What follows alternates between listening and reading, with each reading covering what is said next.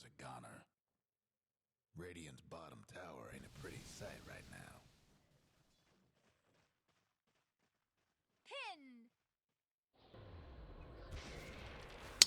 Alright. Trouble brewing at Radiant's bottom tower. I'm here. I'm online. I've made it. Sorry it took so long, guys. Just gonna put out some posts before twitch.tv/pretzelments. Bang. Bang. Passing GEG, Oz vs TR. Bang. Yay. Alright. So, from what I can see here at the win prob, looks like Turkey had an insanely good early to mid game. But as is the case as usual for Australia, they are making a comeback. They do love a good underdog story here. Martino and the Viper, mid pig TN on the Windrunner with TD. Zing, our hometown hero, playing the Dazzle. Love to see this hero. Science on the mid Pudge, okay, and Chicken on the BH4.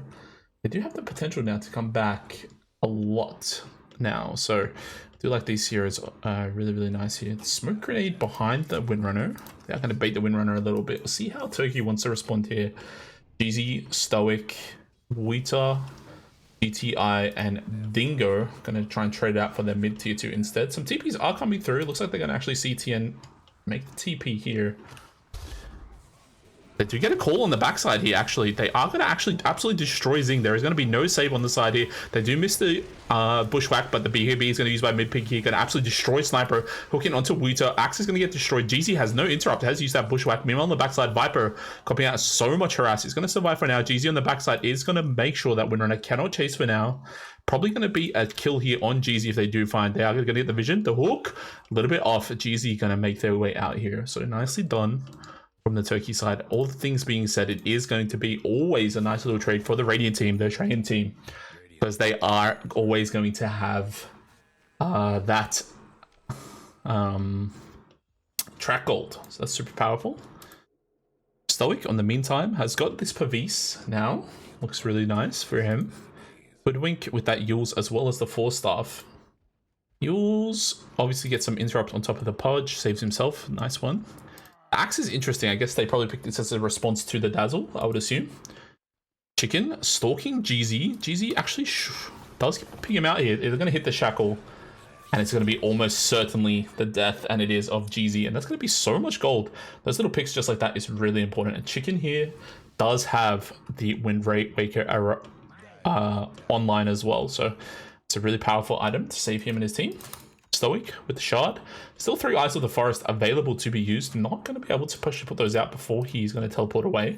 Guess he wants to use those in another part of the thing. Hey Volko, hope you're well, brother.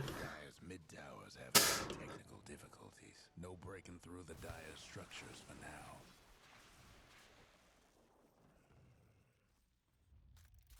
Smoke grenade is used. That it would have been an auto attack from that sniper that would have procced the smoke if he attacked.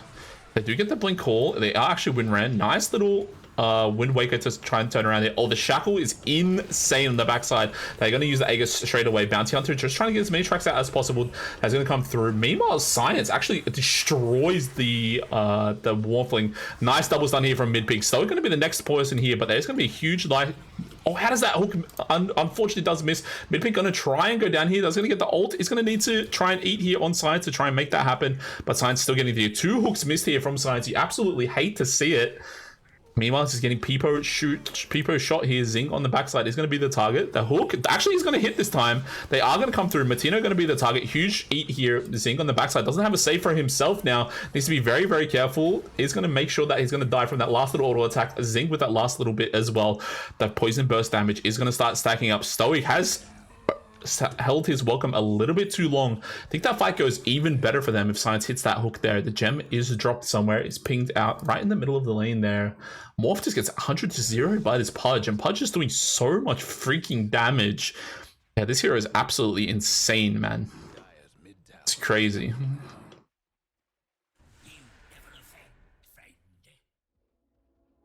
Barry McCock and you. Hope you're doing well, brother. Nice to see you. Sorry it took so long for me to jump on the cast here. Hopefully I can continue on from game 2 onwards. Looks like from what I can see though, this game, Australia did it super roughly in between that 10 to 20 minute mark. Had a nice little fight here to have a comeback and have started to begin their warpath back towards the enemy base here. So hopefully it's going really nicely here.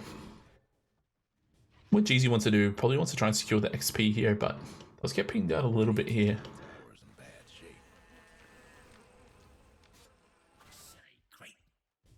Stoic does have that Solar Crest ready to go. Does have the Shard. Still 3 eyes in the forest. Haven't really been seeing him use too many of these to get the vision that his team needs.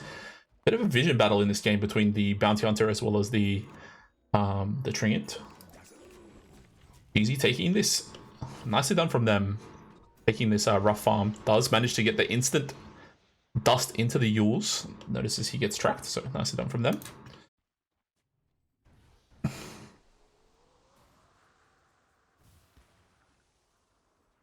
Now, one thing that's really cool here, guys, I don't know if you guys know this. This talent, I believe, I could be wrong, guys. I could be wrong. I believe it works with this friendly shadow here, but they are going to find Jeezy on the back line. Nice little shot there from mid-pick. TN getting a nice little kill there, but that's all that bounty track gold. Every single that kill is worth so much gold with that extra track. Super powerful. A 30% damage reduction is no joke at all, guys. It's absolutely insane. Combine that with Science's insane Crimson Guard. It's going to be providing so much damage block with this huge chunk of HP he has right now. Especially if he looks like it's going to be heading towards a Bloodstone here. See that? That should be pretty good. The Torments are going to be the choice here for Team Turkey. Team Turkey! Bingo needs to be a little bit careful, but it's going to be his Shard, Morphling Shard, going to make sure that he can shift while stunned. Quite powerful. Chicken, stalking. Going to find GTI here on the right if he moves right. Unfortunately doesn't. Science, they managed to just dodge it. Wow, that's really unfortunate. Hate to see it. See what Zing's going for here. I think the item build is good here. The Glimmer Cape should be really nice for him. Ghost Scepter is going to be really powerful as well. And look at this little ward here, guys. This is a cheeky little one. Very good against if you're up against the gem here. So nicely done by Team Turkey for now. The ping does come through. Does hit the double stun into the Yules. They're going to try and hook. Will land the hook. How does that miss? You hate to see it.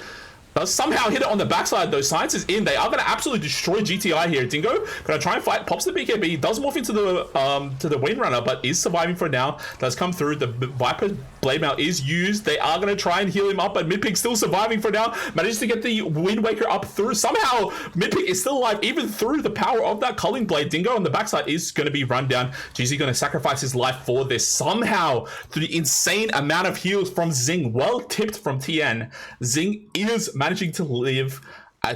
Manages to live through that Culling Blade. Absolutely insane gameplay there from Zing. If you're not in my chat and you're not saying Marcus Pog or Zing Pog, you need to go crazy a little bit as the Stoic does come through with the pause. Okay, turn off the fog. The fog is off, guys. Fog is off for both teams.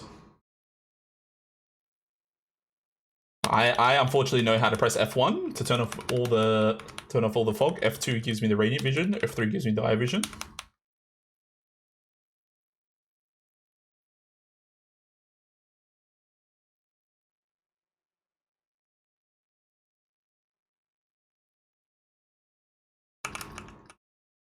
Absolutely love to see it, guys.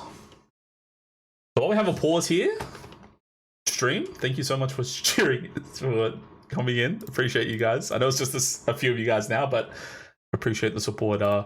So in the mainstream, I guess, what are they casting? Are they doing Team Mongolia versus Team India right now? Clash Royale is on that. Okay. Fair enough, fair enough. Okay, they've got a few games, right, for the global esports games. Do unpause. The unpause does come through. Now I'm gonna try and bail out a little bit from here. They mid pick with that level 25 invis when he presses win run. Sorry, I apologize. That's on the Aghanims. Level 25, this can't be dispelled. Chicken on the backline, trying to find obs to put down, or perhaps find a track. Wheater here, trying to be as efficient as possible. Going to try and cut the map, but they are just going to find Dingo. Dingo just getting absolutely deleted. Not really sure what he was doing here. Apologies, guys, for missing that kill. Team Turkey in shambles a bit. We saw this yesterday when Team Australia versus Team India. They did come back from quite the deficit, but for now, they do look very, very powerful. Chicken throwing out those tracks that they need to do. Science standing there, trying to zone out the axe. They are going to get 2 sets of racks here. 2 sets of shrapnel does come through as well. They do find Science on the back line. He's going to get shot here. The hook does miss, but still living for now. Manages to press his meat shield. Needs to be a little bit careful when this is down. Does have the support of Zing, however, on the back line. If you guys don't know, Zing, very powerful player. Might be the GOAT. Some people might know him as the GOAT. Wheater here, cutting some waves with his Illus. It's actually is really high level gameplay from him. Nice to see. Chicken, they do set the obs down. Needs to be a little bit careful. The hook. You miss every shot you don't take, guys. That's really important.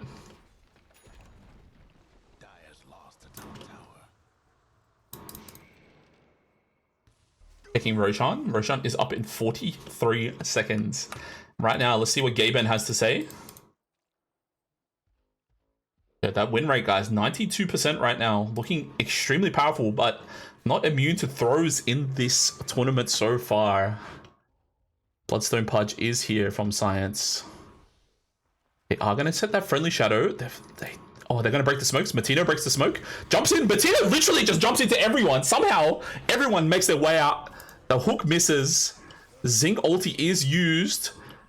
They are going to try and chase them out here. They need to be a little bit careful. Oh, that does come through. Mid pick sends the ulti. Wheater needs to be a little bit careful here. They're going to send the breakthrough. Here comes the bound on the other side. Oh my goodness, it's going to be absolutely deleted here from GZ onto mid pick. Meanwhile, mid pick, Matino and Science are going to try and find it. Zinc on the backside is going to get off a grave for himself. Here comes the Yules on the backside. Stoic going to be the target for Science. Meanwhile, Dingo trying to kill on the backside. GC is going to make their way out as well. The ulti does come through. Science needs to be very, very careful. He's going to actually get deleted here. Lots of damage does come through. Chicken also going to look for something on the backside as well. He's probably going to throw his life away here. Manages to get the proc on that Aeon disc. Sends through the Wind Waker. Is going to be able to go invisible, but they do have the ulti on the backside. GZ going to be the target. Chicken still alive for now. Needs to send out the last little shuriken to get the kill, but Chicken's still surviving for now. Outside of range, Chicken somehow living. Holy shit, he's out. Sends out the TP.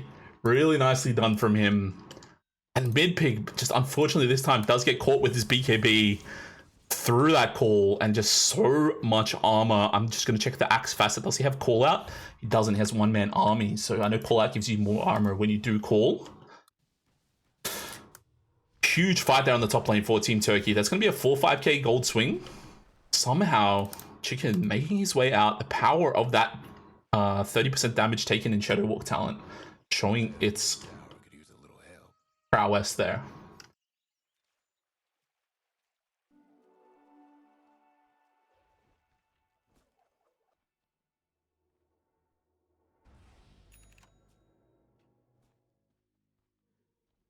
Patino with that blade mail, with that Aghanim scepter. Everyone's go over him here. They do send out the track. I'm sure that GZ has seen that already. Last time he saw it. Smoke grenade is out here for Team Turkey. Stoic and Wheater are going to lead the charge here. Chicken breaks the smoke a little bit. Wheater needs to be a little bit careful. They do not have any... Oh my goodness, insane blink there from Chicken. Manages the jaws. GZ on the backside also gets a little bit baited. Chicken showing a masterclass on how to play this super annoying pose 4 style. Love to see it. Reminiscent of 9 class here right now. But all that being said right now, they do have the power of Sniper and Morphling available on Team Turkey, and that is level 25 talent. The 40% waveform cooldown has been taken as well. Now this lets him go in and out of the talent as much as the I apologize. Let's him go in and out of the fight as much as possible. Science does jump in though. They are going to find Woods on the backside. They send the break. It's really important that BKB is used like this. It means mid pick is going to be almost certainly going to be 100% successful. They're going to send out the ulti on the backside. Chicken going to survive for now. Weeds are going to be the target. Gets absolutely deleted. Dingo going to be the next choice here, but here comes a huge ulti from Stoic. They do find the kill on top of Matino on that Viper. They send out the Chicken ulti as well. Gets bushwhacked. Here comes the ult on the backside. That buyback from Wuita. The only death here is going to be that bounty hunter as they do try and find Jeezy. Manages to find Zing. Zing doesn't have a way out right now, or does he? Science says, no, my friend, you are the MVP of Team Oz. You will be saved. Jeezy's looking for more. I think they're going to end up turning here on Team Australia, and they do. They send out a huge break here. Meanwhile, Science in the backside is going to manage to find something. Oh my goodness, GT on the backside. Tien, he's found the sniper. The sniper is dying, but mid-pick is going to be the next target as well. Here comes that waveform cooldown. Science makes their way through. Another waveform in a few seconds. Huge hook here from Science. GZ trying to find something. Zing blinks forward. What are you doing, my friend? That'd be careful. But GZ going to be the next target. Does manage to get another hook there from Matino as well as Science to manage to destroy that fight. And all that being said, guys, 2 buybacks from either side as this was the very important Roshan fight. Buyback here on Windrunner. Buyback here was earlier from Axe. That was a dieback. There was also a buyback from Matino. Nicely done on that side.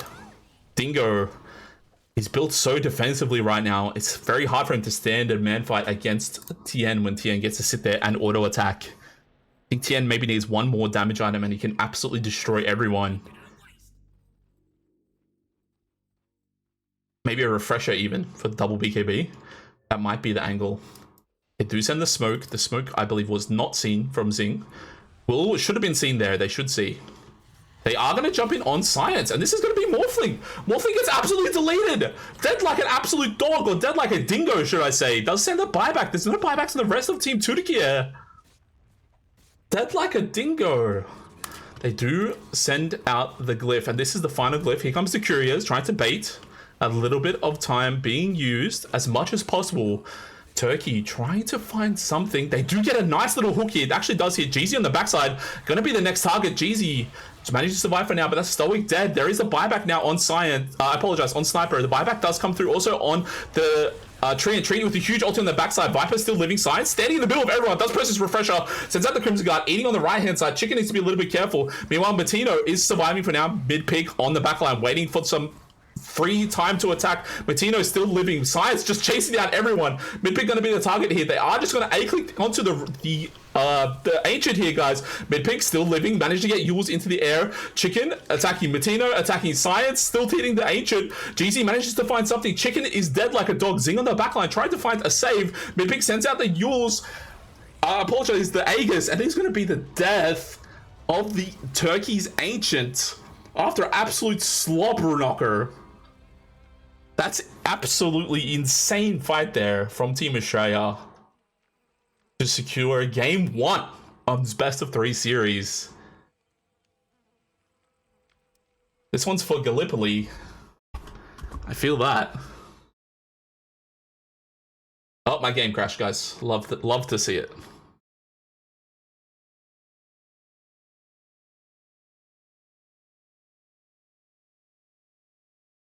Rejoining the game now, guys. Relaunching the game. Yeah, my heart's a little bit in 2 places here, because in case you guys don't know, my background is Turkish, but was Australian born and lived here my whole life.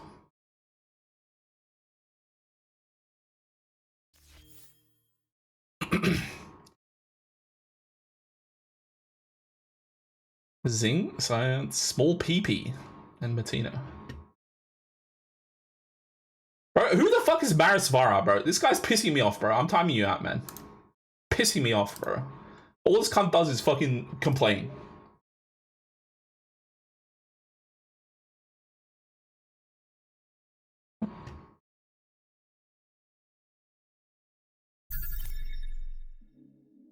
Alright, the tunes are on. It's just being annoying.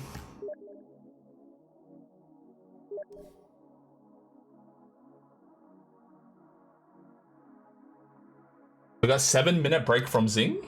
Okay, perfect. Zing, I got the message from Zing. Thanks, bro.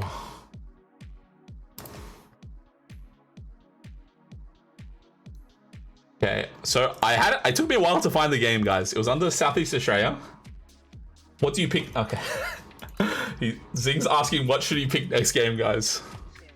Does Australia want to see Lone Druid Pos 5? Pick Chen. I said pick Chen.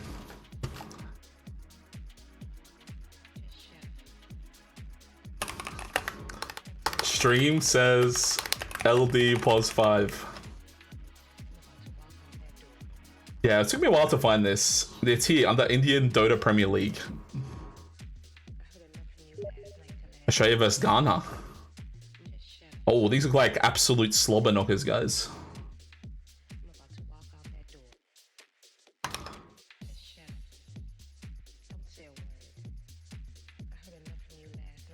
We can do a Zing interview on stream if he wants.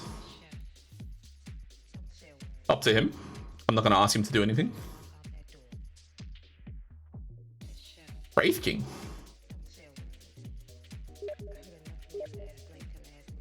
Zing said he'll come. Alright, cool. What's guy's Ancient 2? Ancient 3?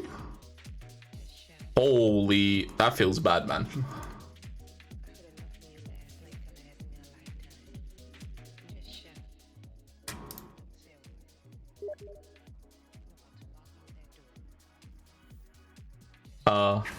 Ghana said, Zing saying that the Ghana players are just happy to be here. They're so wholesome. That's nice.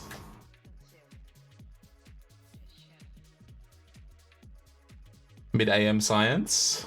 Nice. This is their game 2 earlier. Zing Chen, 1119. Holy. Did he take the... He did the Hellbear convert. With the attack speed on Huskar? That's nasty. That's fucking nasty.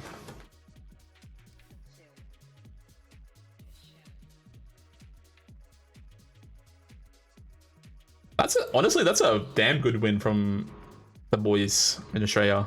I know a lot of these guys are very talented players. Like this guy's ranked 239. Rank 71, guys. This guy, Stoic.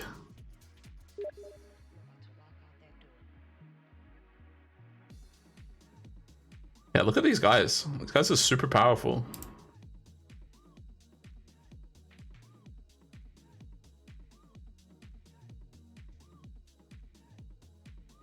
Like I said in the Discord chat, I've seen definitely this guy, Wita, and this guy on Gork and Popson streams before.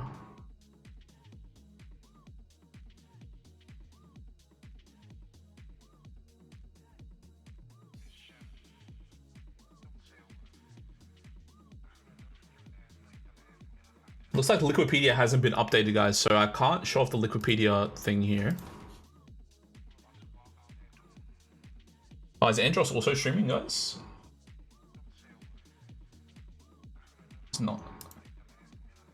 He's apparently just asking about Zing's... what's it called? Zing's rank.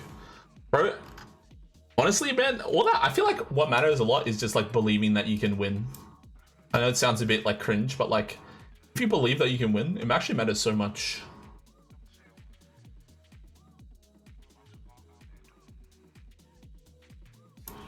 The mentality. Take a look at some of the details here on that game. Zing, bro, he doesn't need kills, bro. He's got 33 assists. What a go. Don't look at the difference between him and Chicken. Zing goated. Martino, 4-stick bath.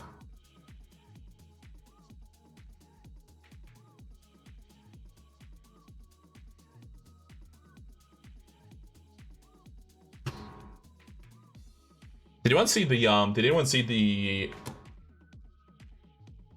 draft? Did they pick Axe as a response to Dazzle? I assume they did. Quintuple Blink Dagger?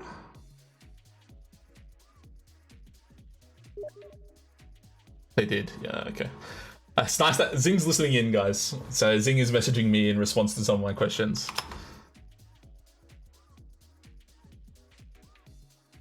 Their last pick bounty. Clean pick. Yeah, I think so too. Got you guys a lot of gold. Look at this. He got basically his whole Wind Waker paid off from track. Pretty powerful.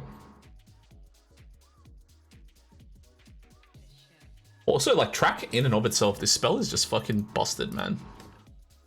Not track, bounty. Like, just, what is it? 16% damage amp. It's crazy, man. The only thing similar to it is this one here. But it's not really like damage amp, it's like proportion of the damage is shared. That's the only thing I can see. Zing, 22k heals, love to see it. Stoic on Meemaw. One thing I noticed what Stoic wasn't doing was I didn't think that I saw him using too many of his Eyes in the Forest. Looks insane damage from Pudge, bro. The more I see Pudge, guys, the more I feel like this hero can be fundamentally insane. I mean, they definitely need a Vessel on their team, on Dire. You guys don't have a Dispel, right? No Lotus. Yeah. It's also insane against Pudge, right? Vessel. Only Dispel is BKB. Zing said they're starting to have a 7-minute break. So probably very soon, guys. Oh, bro, this poor fucking Treant just getting absolute dog blasted by Pudge.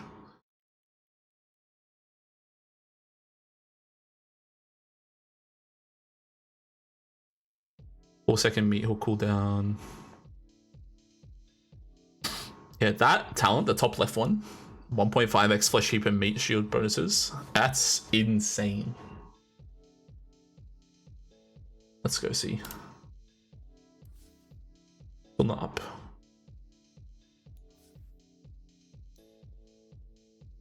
Why can't I see the breakdowns here?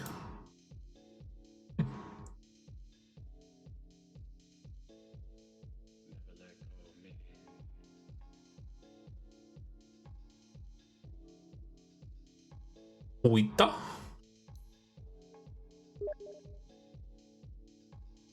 Zing is saying, guys, if they win this game, they're top 3.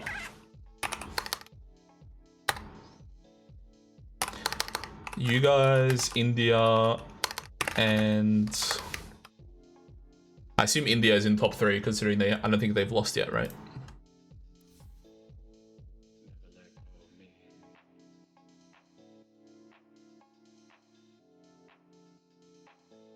Maybe Mongolia?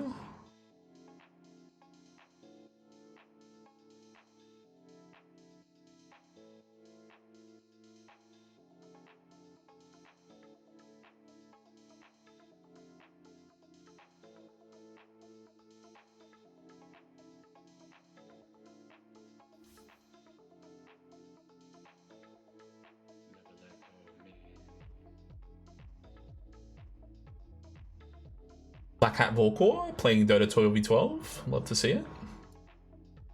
Volkor was telling me that this is really fun. I want to give it a go as well. Oh, this is the other upper bracket game. Oh, and it's Turkey and Australia for the... Okay, understood. Yeah, okay, and then the loser of this will... So if Turkey loses, they'll verse the loser of this game. And then Australia, if they win, will verse the winner of this game again. I see. I feel like Australia's getting some momentum, guys. They looked really powerful when they're ahead. I appreciate it, Barry. Thank you.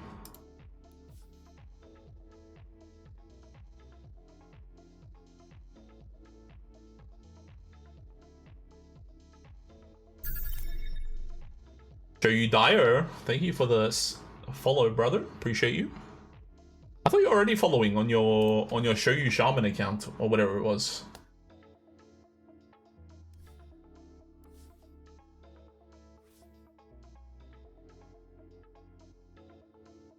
Okay, bro. Just farming the thanks for following. Appreciate you.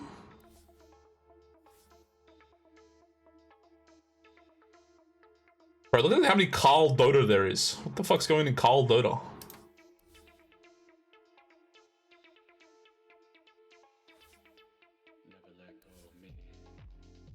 I assume they're starting soon, guys. But you know what I'm excited for, guys? Tomorrow? I know it's not Dota related, but tomorrow I'm playing Magic with my friends. I'm really excited to play. I think it's gonna be really fun.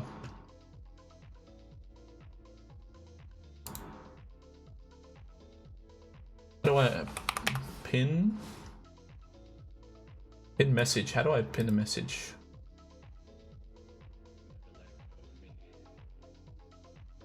Is it like this?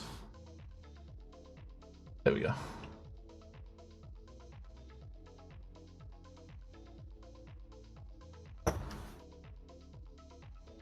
It's taking up a lot of space on my screen, but I'm happy that it's there.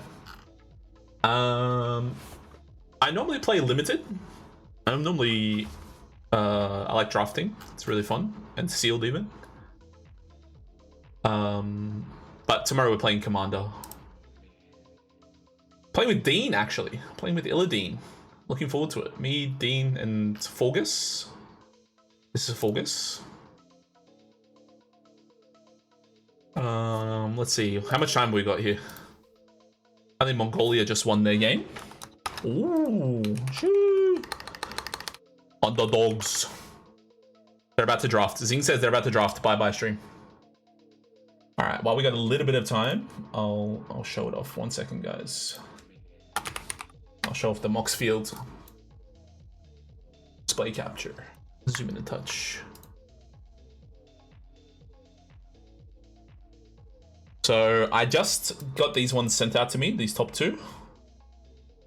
This is Gev Scaled Scorch from Bloomburrow, and Derevi, which is, this is like a mill kind of deck, which I'm really excited to play. I think it's gonna be really fun. I've got these ones here. But I don't really like this Samet one, so I'm probably gonna pull that one apart. It's kind of shit. So I'll probably end up playing Kefka.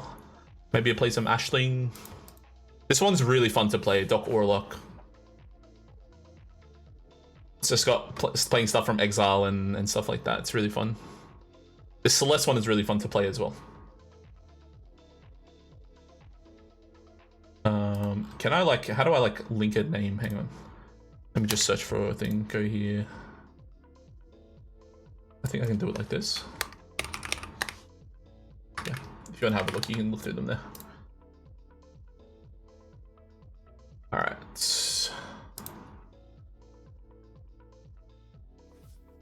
See if it starts. They're about to start drafting, guys. Just waiting for the game to pop up here, and we can start.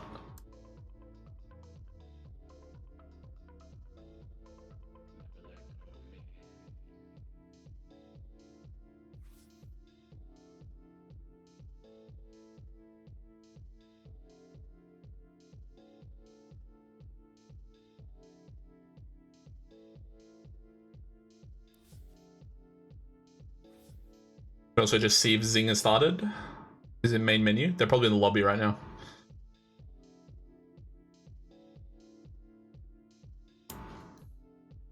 Or is on a 3-loss streak. Let's see who he's playing with here. Ah, so that's why he lost. Interesting.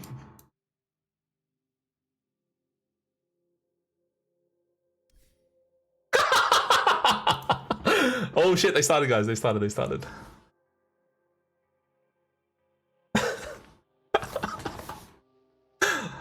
Oh my god, that's so funny. Sorry, brother, sorry. Just had to do a little bit of roasting.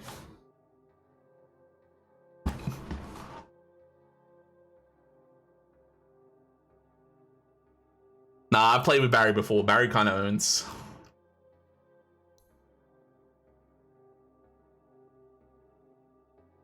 Bro, you're 1 in 10 as well. What are you talking about? You're 1 in 10, he's 1 in 10. You can't use that.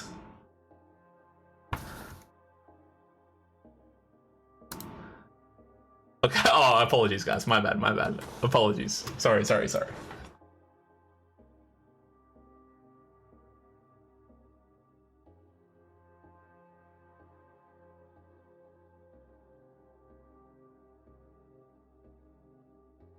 Hope you guys like the tunes as well. I've been really liking this playlist. It's like a housey kind of chill vibe.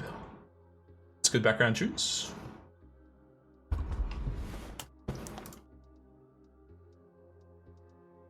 Probably got 5-minute delay, I imagine. That was my computer, not you guys. Sorry.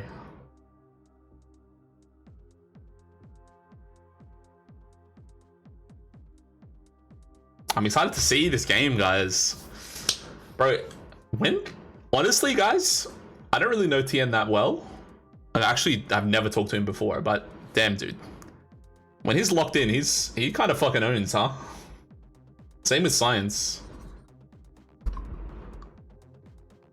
I saw his performance yesterday on the Coddle, especially like later on when they like kind of turned the game around. The Coddle was immaculate.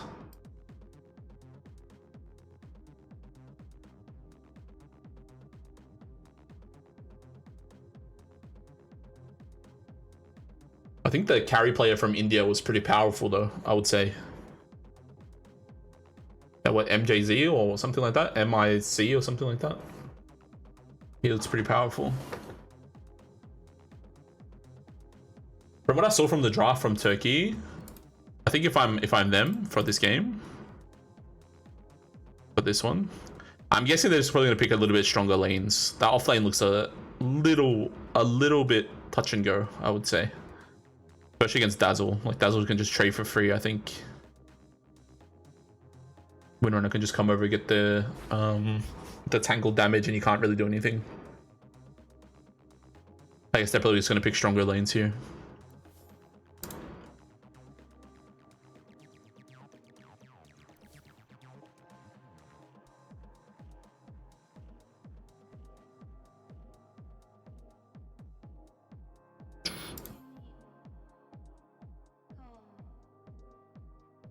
I'll turn down the music a touch when we get into the draft.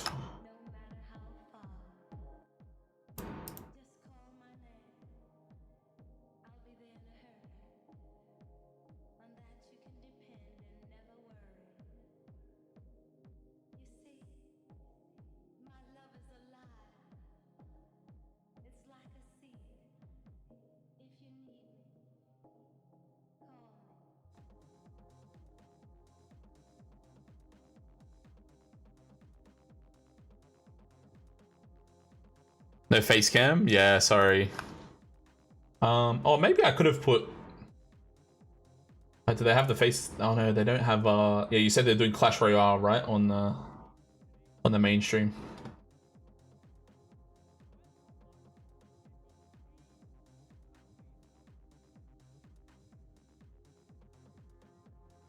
Come on, lads. Where's the fucking game? How hasn't it started yet?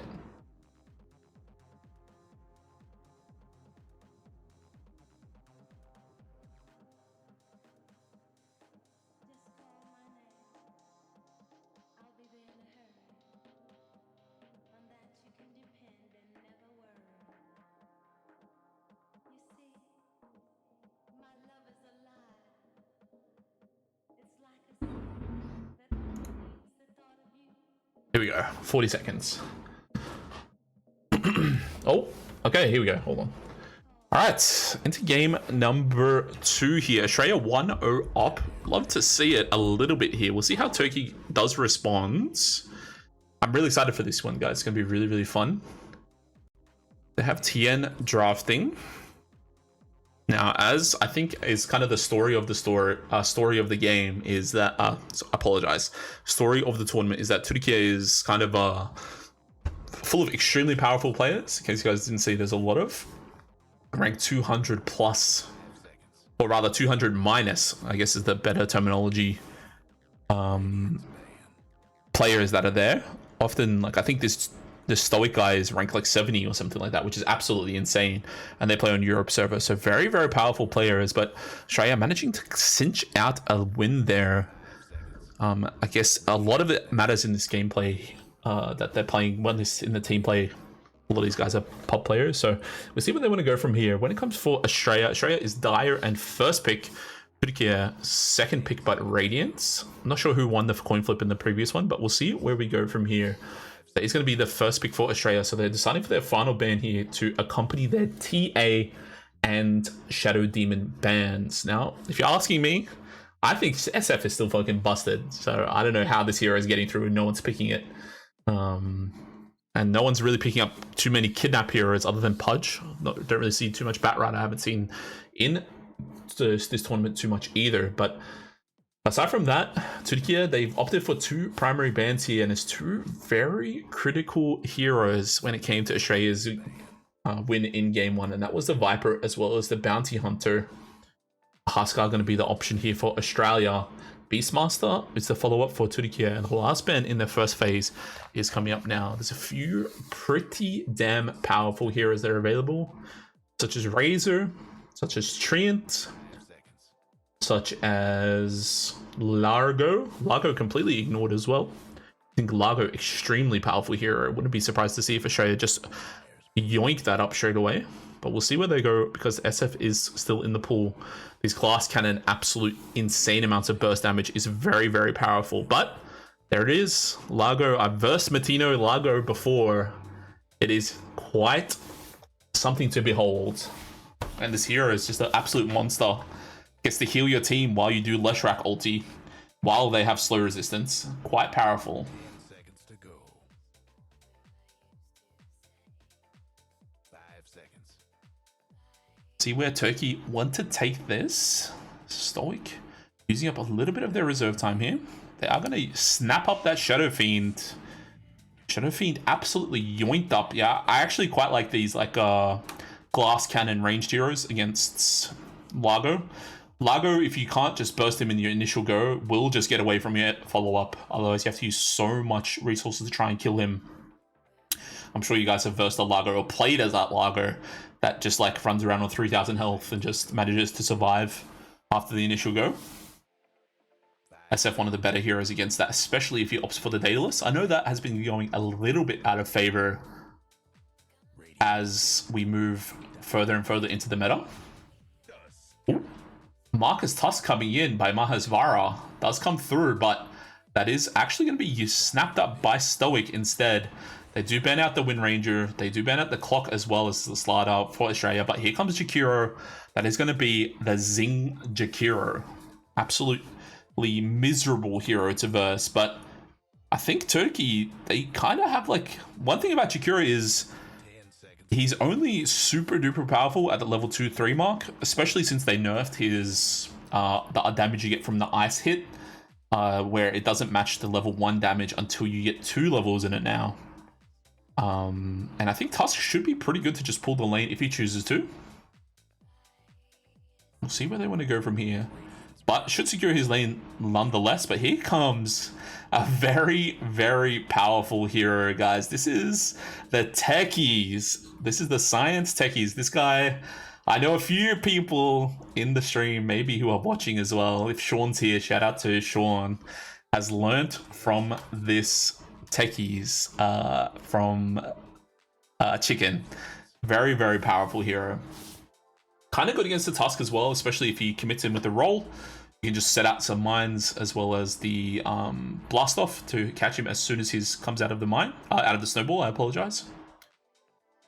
I'm really excited to see how Chicken can play this. I've versed Chicken's techies before. This shit is miserable to verse. We'll see how Turkey want to approach it from here. I will say between the two subs, they have quite a bit of damage, especially if they can keep them somewhat pinned down. Especially with Jakiro, they will be able to do that. With techies, they will be able to do that with the blast off. Really powerful stuff here.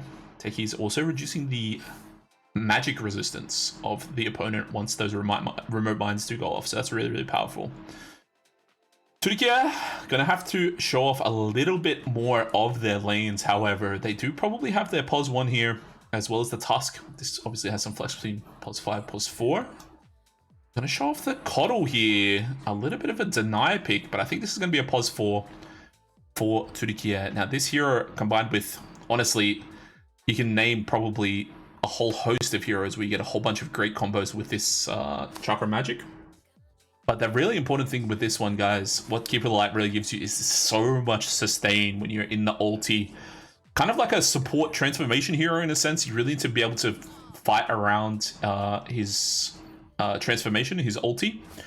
Trying to remember the name of that one. If the chat can help me out, I would appreciate that. But yeah, this is a great little combo here with the Timbersaw. You just, once the Timbersaw jumps in and presses Welling Death, hit him up with the Chakram, and guess what? You get another load ready to blow on whoever you choose. Looks like the draft from Turkey are coming together pretty powerfully from here.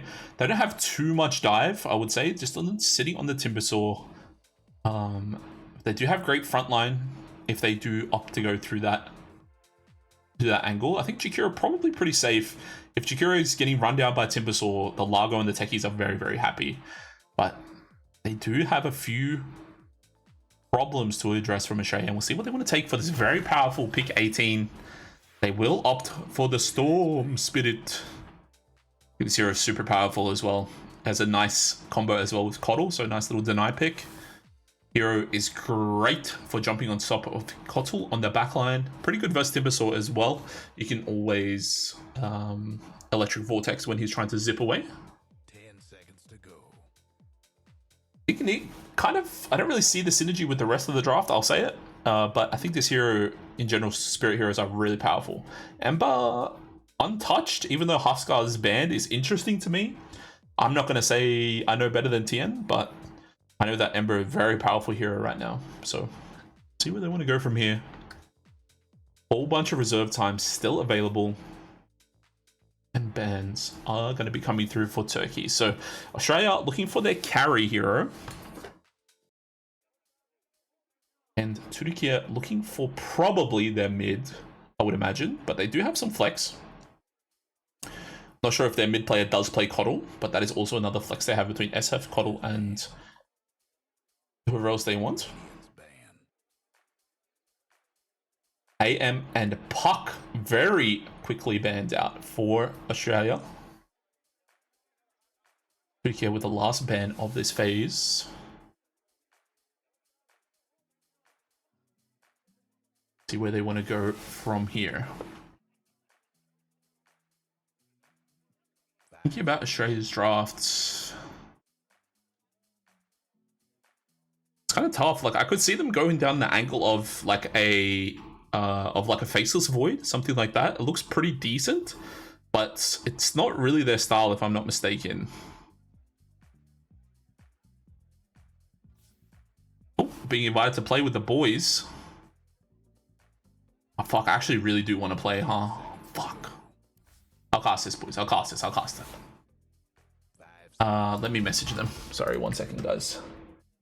Message. Casting Oz versus... Yeah. Sorry, bro. Kunkka! Interesting.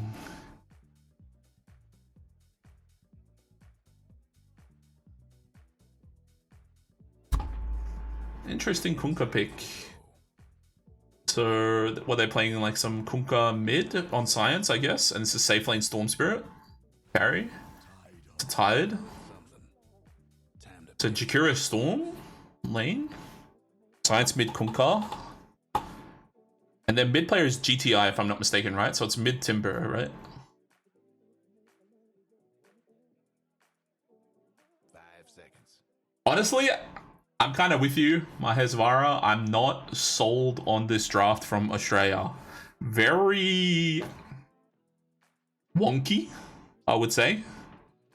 I'm not really sure how they're going to deal with SF, honestly. I feel like Tusk can just save from the initial go from anyone, and then once SF gets, honestly, satanic, I really don't see how he's going to die.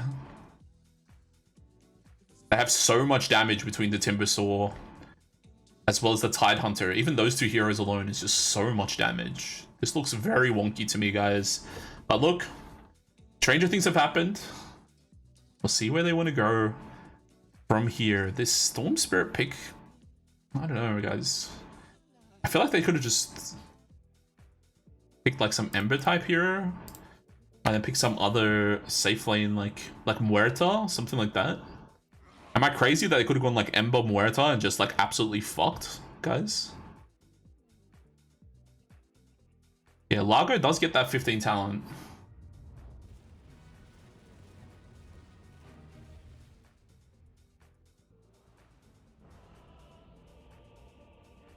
Even something like Ember Dro looks pretty decent to me. You got the silence in the lane.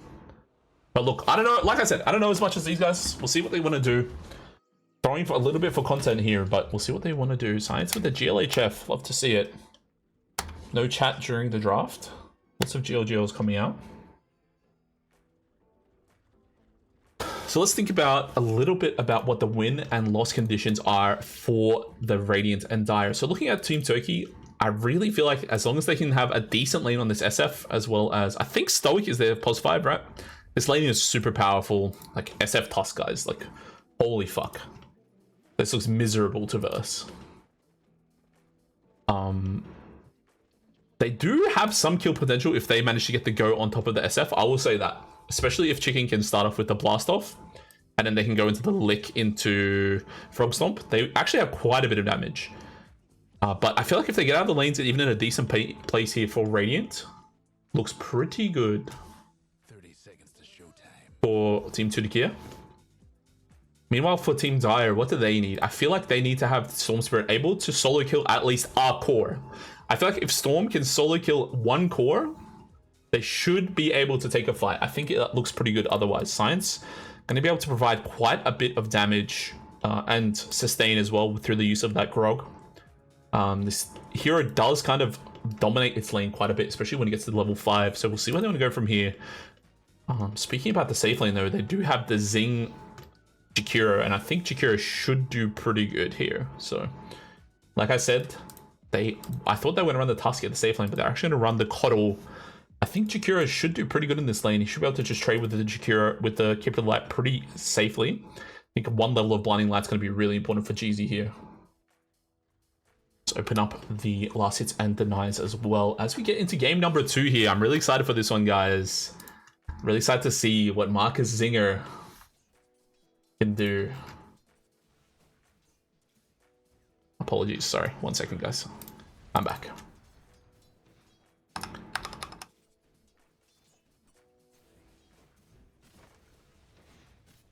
Chicken, just getting a little bit right-clicked out. It's kind of, I'm just going to keep an eye out here on the bottom lane, guys. This lane does look kind of miserable. Stoic forced to back off. You can't really fight into that Frog Stomp. Last auto attack. That's going to be your first Courier death here. Easy, managing to block the camp here for Zing. Zing does have that sentry ready to go. It's going to block it immediately. Unblock it. Science under the tower. Going to get a lot of the CS here. GTI getting a couple of deniers. Meanwhile, bottom lane. Dingo copying a bit of damage here. Just using the blast off there to get a little bit of damage from Chicken. Top lane, Zing trying to zone out Jeezy. Should be able to do so when he gets to level 2. Oh, yeah. Oh, there comes that huge blinding light into Jakiro. Zing trying to get a little bit out of fight here. He's going to manage to survive. Needs to be a little bit careful here. And meanwhile, there comes that first kill on bottom. They do get the Chicken and Matino. Very, very powerful. Get the double kill on bot. Exactly as expected. They hit the blast off into that Frog Stomp and catchy lick.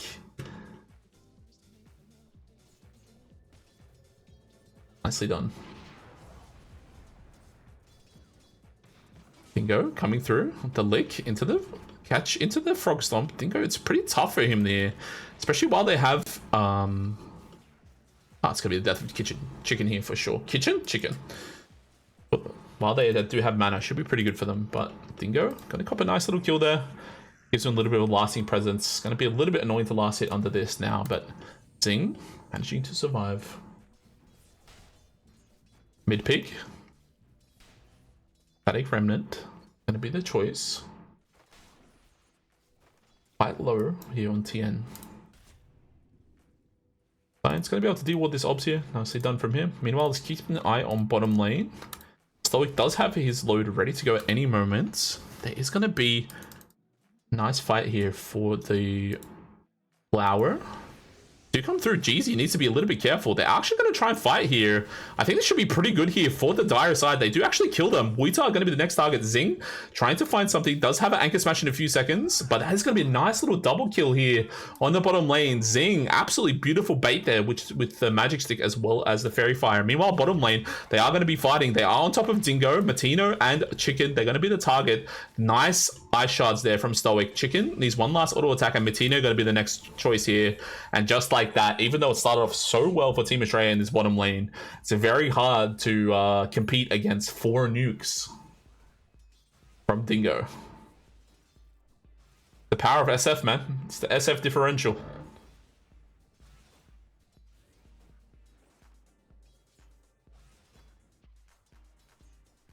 Take a quick look at mid. Science doing quite well.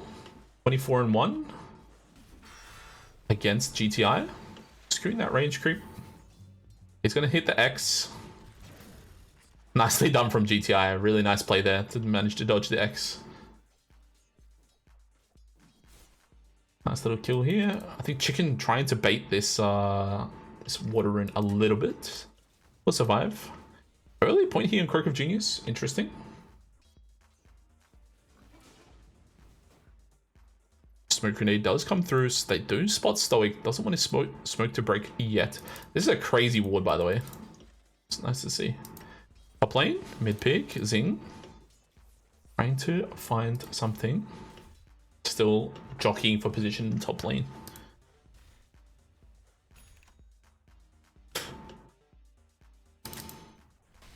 When we look at the carry to matchup, looks like Tien's doing so well with a lot of this CS coming through as deniers. You can see he's up on 13 deniers. Meanwhile, Dingo, oh, they're actually making a really early smoke play here. This is cool. Let's see what they managed to achieve with this. They do need to be very, very careful. They are going to have the gush. They do, I'm about to say that the gush does come through. Here comes the snowball into the huge rock come through from Dingo. Does get a nice freebie on top of Jakiro. Mid-pick managing to survive. Dingo comes through, gets an easy another kill there for Dingo. And guess what, guys? There's 2 more lasting presence stacks, up to more stacks on the Necro Mastery. Really sick there play there from Team Tudkia. Do force out the TP from Chicken as well, and that means Matino going to be a little bit exposed here on the bottom lane, especially if they manage to move Tusk down there. Meanwhile, mid lane, GTI managed to actually kill Science. Science not quite at level 6 or not able to press his ghost ship. Bro, this... Okay, alright, I know this guy's fucking pissing me off telling me what to do.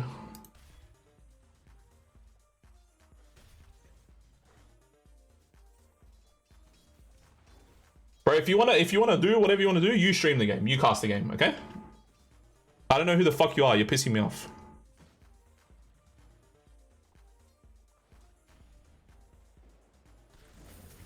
Amplify damage rune. He's just gonna get body blocked. Nicely done from Stoic.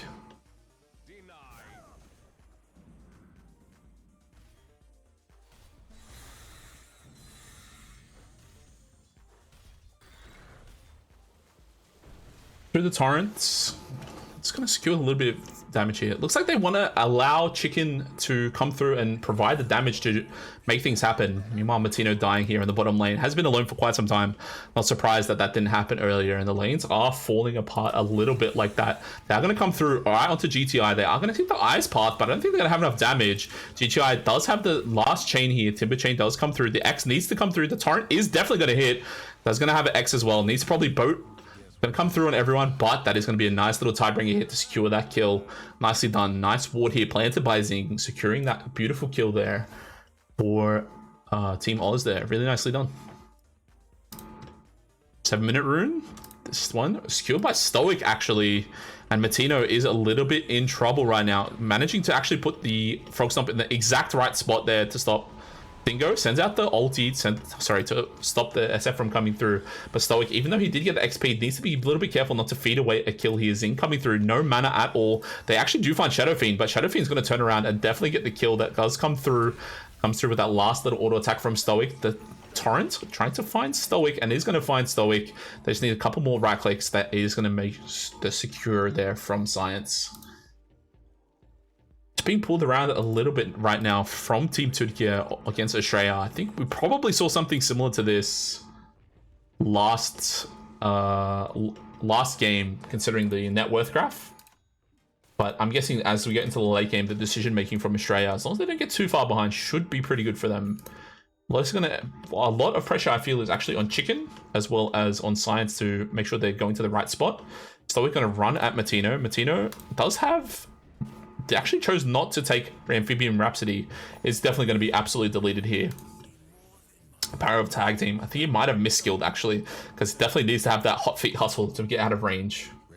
Meanwhile, in the mid lane here, they do find Jeezy into the boat. It's going to be the death of Jeezy for sure. It's absolutely deleted with that ghost ship crashing on him. Dingo trying to find Science. Chicken on the backline. They actually do find Dingo. Three-person Ravage on the backline. Here comes mid-pick, jumping onto Dingo. Dingo getting absolutely deleted. Science being the last choice here. Does hit the torrent. Zing trying to make their way out for now. Tien doesn't have too much left in the tank, but should be okay, assuming GTI can't find anything. I think GTI should be fine as well. Nice kill from Stoic on the backside as well with those ice shards. And it's a bit of a slobber knocker here, and there's no bounty hunter to enable those track kills like there was in the previous game. Chicken only level 4 at this stage, taking the safe lane while Tien does head back to base. And Matino, even though he's died quite a bit, let's check in on the net worth right now. Is the lowest of the cores. I thought he'd be a little bit higher than that, but yeah, it's just a function of versing SF, guys. Kind of tough.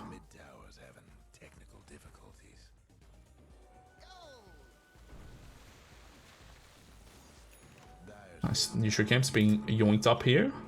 They've moved Tien into the middle lane, and they do find Science. They are actually going to jump on top of him. They do have that solar bind as well. Here comes GTI. Oh, nicely dodged though. Here comes the snowball. Science is actually living for now. I don't think that's actually going to hit right at the last possible moment. Stoic under the tier 2 tower. That's not your base, my friend. A little bit too bloodthirsty for that, but I mean, really, like, what's the cost? You have 4 people sitting in mid lane to... Oh, nicely taken by Tien, you know. Yeah, but back to my previous point, like, you have 4 people sitting in mid lane just to secure 1 Tusk kill. Not the worst move, really. Meanwhile, SF farming this whole time. Matino standing there and watching. It looks like it was not a miskill, guys. Matino actually opting to hold the points for the Amphibian Rhapsody. Chikuro spotted. It's pinged out by Tusk. Stoic is going to find Zing, definitely. It's going to be the death of Zing. Gets absolutely deleted. Couple of right clicks. Gonna be the death of him there. Nice ward here, set up by GZ to see it all. Nicely done from Team 2 here.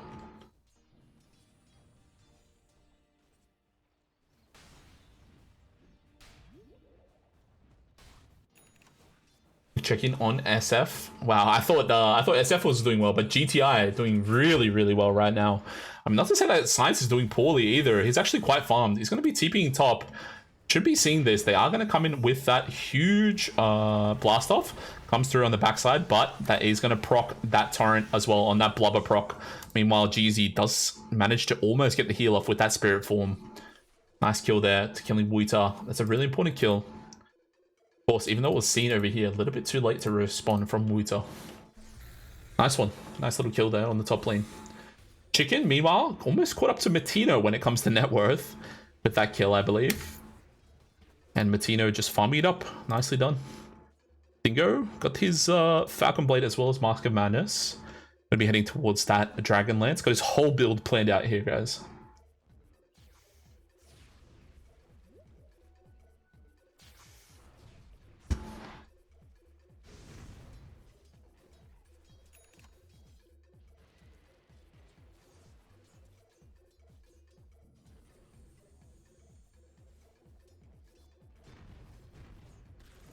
Meanwhile, Zing sitting in the mid lane, trying to get to level 6, opting for 3 in the Liquid Frost and Liquid Fire. And TP's coming out in the bottom lane whilst in Vizrune. They are probably going to set up here on Matino if they can. They don't have too much vision. The scan does come through. They do feel it here on Team Oz. Not quite seeing the move yet, though, but I think a smoke grenade is going to be coming through for Zing. They do pop it, but this might go absolutely disastrously depending on how Stoic plays this. The smoke grenade does come through. Stoic does see everything. They actually do come through. They still actually get any interruption from Stoic, but oh, here comes the snowball. Nicely done. Gonna put out the mines, and Dingo needs to be very, very careful into the lick. Here comes the heal into the ice path as well. Dingo actually gonna die. Stoic still going to manage to survive, but here comes Tien, does come through. Gonna be jumping onto Stoic. Stoic doesn't have anything to save him. No heals. Meanwhile, on the backline, they are gonna blow their load on top of GTI. This is really, really big for Team Australia. play if this works out. Here comes Ravage on the back line. It's going to do so much damage. Here comes through with the Ravage. Largo going to be the first target. Science has used his ghost ship already. Wuita going to come through and end it all at the cost of just a Ravage.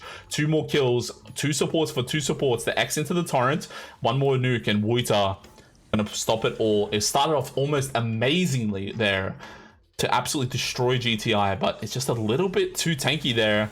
That Ogrerak's managing to give him enough HP to survive, but they are actually going to find Dingo on the back line. Oh my goodness, gets absolutely slandered in the mid lane by Chicken, setting all of that up. The triple mines, he's almost got it like as a fucking Taz, this guy. Absolute beast. Nicely done from Chicken. Trying to do the mental warfare right now from the Radiant side. 14-minute XP this time will go towards at least one of them, towards Team Australia. They've done well so far on Team Australia to come back from what could have been a disastrous early game. I think Science as well as TN have done a great job so far. Heading towards the Yashikaya. Nice to see.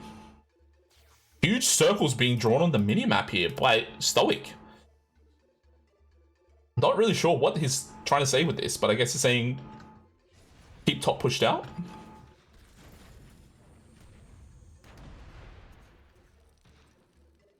Smoke grenade is popped here from Stoic. Looks like they are keeping that lane pushed out, as he said before. They're going to try and find something behind the top tier 1. The moves are being made. This is a very important tower on the map to open up, and Zing just going to tank the gang. I think they are going to jump into him. He's going to be the target. It does get absolutely deleted. TN was actually spotted on the backside. They are going to find Jeezy. Science is here as well. It's absolutely deleted on the backside. Nice little bit of damage there. They do have that Spirit Vessel. Spirit Vessel very important against Timbersaw. Managing to survive for now. There is no Ravage for another 30 seconds. Science still living. They are going to come through on the backside. Dingo actually managed to send out the ulti. Didn't really quite see that on the backside. Chicken managing to force out the usage of that Requiem of Souls. GTI trying to find someone. Chicken probably just going to go into here and TP, I imagine. No, managing to survive. Can blast off if he chooses to. Doesn't choose to. It's going to be the death of him here. Puts down that one mine to say fuck you to Stoic. Stoic going to be the choice there, as they do find that top tier 1 tower. Going to be the choice, as well as GTI killing Zing, but the trade-off for GZ as well. Bottom tier 1 tower also almost taken by Matino. Matino kind of just sitting here doing his own thing. Kind of needs to until he gets his Aghanim Scepter. The Aghanim Scepter will probably be the option for them to try and hit the go button. Meanwhile, mid lane, TN trying to find something, managing to survive for now. Stoic does have that snowball ready to go at any point. Can save from X, can save from a lot. They actually do jump onto Stoic. There comes the snowball, does come through on the backside and just gets absolutely deleted from those mines. Chicken going to be the target, but managing to survive. Nice little bait there on these trees here.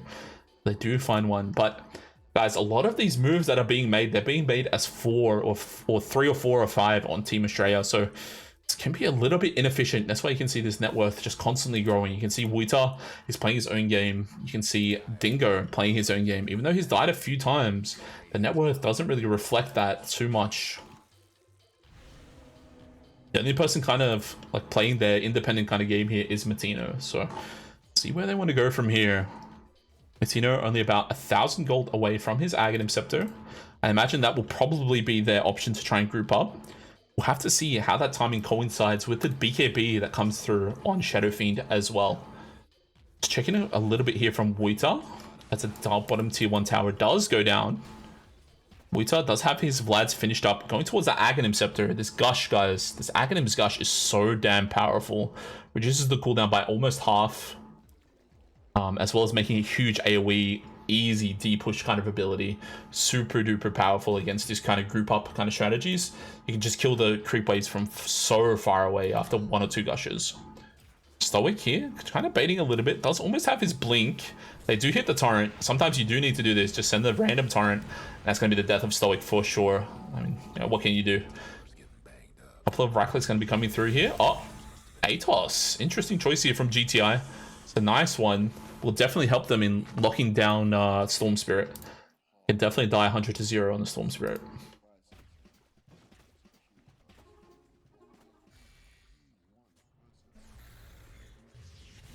They do send out that ATOS again. Jeezy here is in mid. They are wanting to just chill a little bit.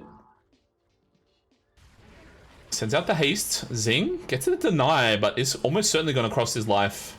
It's going to be the death of him.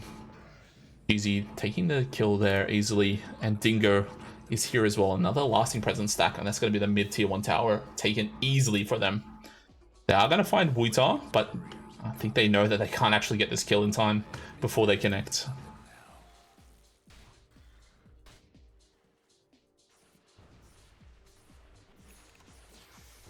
Dire's mid tower won't last much longer.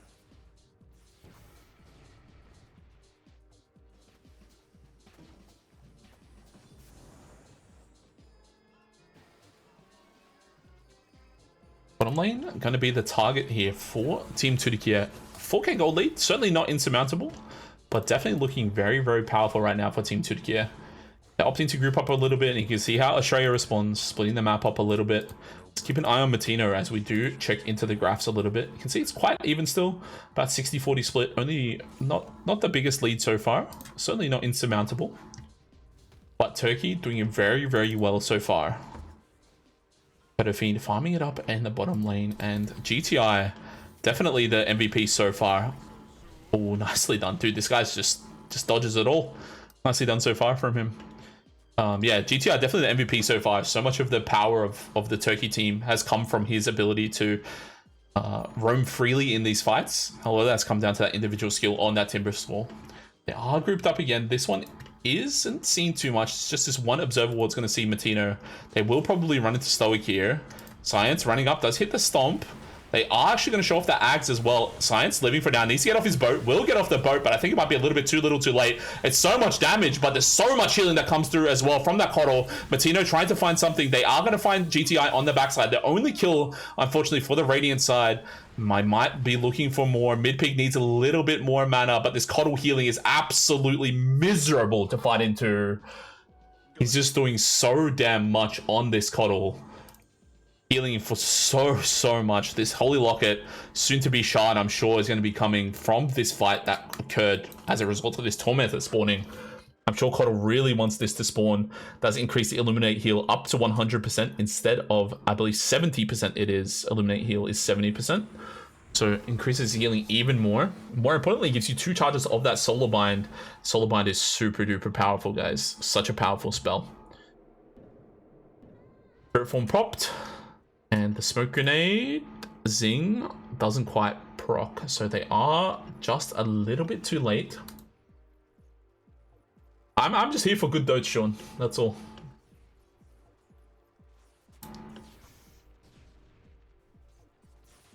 $7k gold lead though, right now. For Team Turkiye. Tier 1 tower is here. This is going to be a TP in from Jeezy. Jeezy does need to be a little bit careful.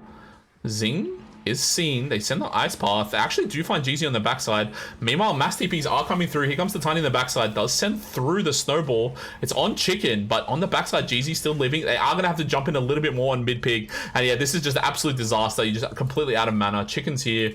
TP does come through out from Zing on the backside. Chicken surviving for now, but Stoic jumping forward, getting that kill as well. There's no TP out otherwise. GTI is here as well, I believe. Double checking on him.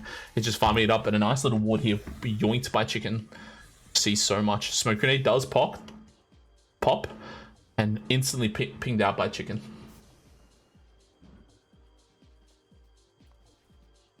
The Aghanim's timing from Matino hasn't quite actually paid off too much right now.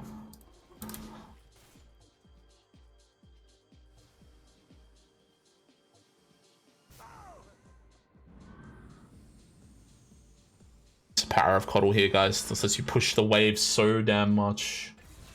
Top lane, Matino does get found. Gets absolutely deleted. Just another kill. Heading towards its way of Team Turkiye, and this ball. I said that I think once they get out of the lanes, if they go even a little bit well for Team Turkiye, should be good, but it's definitely turning into an uphill battle right now for Team Australia in Game 2. Techies is like, yeah, thanks. When I said that, that's pretty funny. Yeah, definitely turning to an uphill battle right now, but definitely, again, See how they want to take this. I feel like they need to take a kind of fight where Science gets to press a couple of spells, gets to get a couple of Tidebringer hits off, and Coddle isn't allowed to just sit there and heal his team. It's a lot harder said than done. Mid-pick actually gets seen there by the random fucking Gush. Makes his way all the way out. Nicely done from him. I will say, like, the more and more I watch these Team Australia games, the more I see, like, TN does so damn well. They're playing this kind of strategy where they have a lot of extra magic resistance reduction. Obviously, they have the Parasma here. They have the Chicken Mines here. Gives magic resistance reduction. They should be opting to do a lot of damage, especially if Matino manages to put his E on top of himself, manages to get around a little bit in the fight. But this Tidehunter pick from Team Tudikia has kind of shown its prowess a little bit. Just resets the fight completely. And no one really on Team Australia wants to buy a BKB other than the Storm, I would say. Kuka doesn't really want to buy one, but of course he kind of has to right now. It's kind of impossible for him to play the fights otherwise. Meanwhile, they see Matino. Matino can probably TP away if he chooses to, or does get the Dispel. This is going to be another Solar Bind here. Yeah, that's the power of that Aghanim Shard. He's going to have a Dispel now. Manages to Dispel himself. Going to try and engage. Might make his way through. Wita is here. Doesn't have a way to stop the TP. Managing to make his way out. Going to lick himself clean a little bit more. Meanwhile, mid lane here, actually, they find Dingo. Mid-pick Gunman should make their way out. Chicken. They are managing to find a way through. GTI making the way through. Mid-pick living or just not. And GTI, I don't think he's not stuck in there with the rest of his team. They're stuck in there with him. And you do find a nice little kill on Zing, on Chicken, and Science. Going to be the next target. Just get absolutely deleted here. They'll go all in for this kill on top of the Storm Spirit, but not able to quite kill him while he has that BKB active. And GTI just cleans up. And the power of this Timber Saw, man.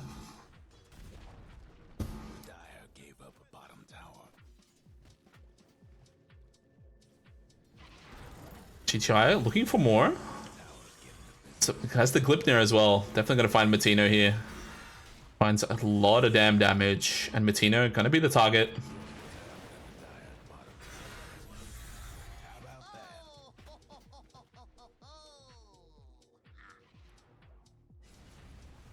Bingo opting to move forward. Probably going to head towards the Roshan, I imagine.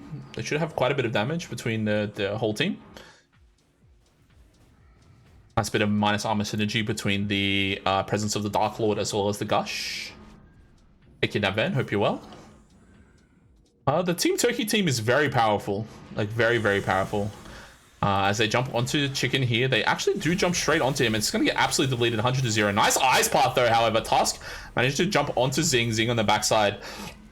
Going to be the target. Just going to be absolutely deleted. Leash on the backside here. Trying to make a fight happen. They comes through the boat, and Science does have the boat buff. GTI not really caring too much. Science has to pop the BKB. Not a lot he can do as he manages to make his way out straight away. The Torrent missing. Matino going to be the choice as well. Here comes a snowball from the Tusk. I believe he can blink his way out. GTI going to be the choice as well. Matino still living. Jesus Christ, copping so much damn damage. Trying to make their way to survive, but not quite. Manages to send out that last little bit of the Bohemian Rhapsody onto Storm Spirit just as he dies. And this one, guys, I'm not sure. This one looks like it's all she wrote. I believe this is on the India server, Kidnap Ban. I'm not sure if there's an India server, but I think it's India server or Southeast Asia. Not sure. Wita jumps forward. Same with Stoic. Hits the punch. Trying to make a fight happen, but Jesus Christ. GTI's damage is just unbelievable. As I think that might be all she wrote for this game number 2. Australia, even though they won game number 1, game number 2, kind of a one-sided story. Kind of a weird draft. Yeah. Well, I'm not on the same server that they're playing, I don't think. Fight type status here. Alright, let's go into the fight here. Matino going to be the next choice here. Does get a nice little snowball. GTI still living. Zing managing to move forward, but does get leashed and just get punched up into the air. Hadouken to death. GG is called. And if I play status here, you can see I don't have everyone on my... I don't have all the opponents on my list of the server.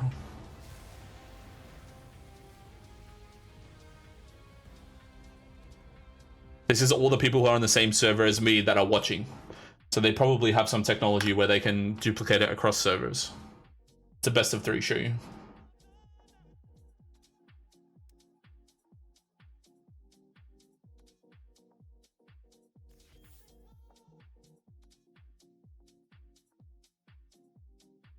You saw like Tobes was watching, Al was watching, there's a few other people that was watching. Black Shaitan, I think, was watching. Kind of cool. It's a LAN, yeah, guys.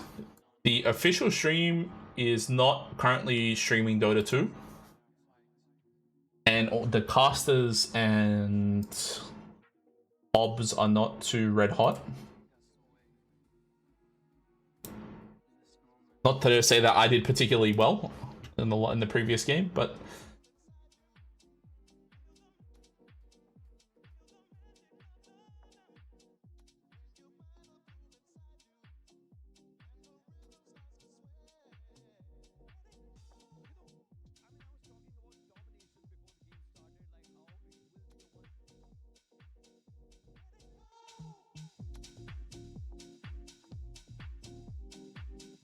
yeah, the live stream, the current stream in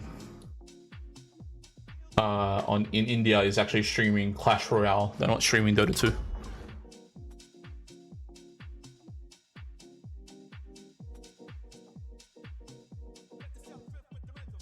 It's gonna be a short break, guys. So you can see like they're not even in the lobby yet. They're probably gonna have a chat what they need to fix.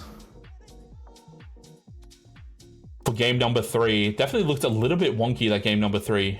The game number 2, sorry. For the draft, I would say it was kind of tough. It's so hard to find into SF, guys. Like, I don't know, like, you guys know better than me, Zing, if you're watching the stream. But bro, SF is fucked. This hero is busted. What am I fixing? I'm fixing pick SF instead of Largo, because SF beats Largo. That IMO. This first pick Largo from them, and in response Turkey picked first pick SF, and then they picked Tusk to just have this impossible fucking lane. The only possible way you can play that lane is if you can get out of shards or from like more than 600 range away. There's no way you can play that lane of Techies and Largo. They did pretty well at the start. They got a nice double kill. But as soon as they got to level 3, level 4 on the Tusk and that, it's fucking miserable. Yeah, they also picked like random fucking Kunkka pos 2 last pick and Storm pos 1. I'm not opposed to these like mid carry possible heroes from safe lane, but like Kunkka into Timbersaw seems wild to me. There's like no % health damage. There's no silence. You don't win the lane. Like, I don't know. Like, that's for me. IMO. The Tusk played really well. Stoic played really, really well. So I think Kidnap Ben was asking about the players, right? Surely Australia doesn't lose to Turkey. Yeah, so this is Australia, right? Rank 139. Powerful. TN, right?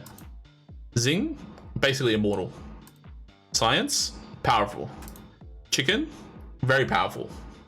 Matino, powerful. But look at these cunts, bro. Dingo,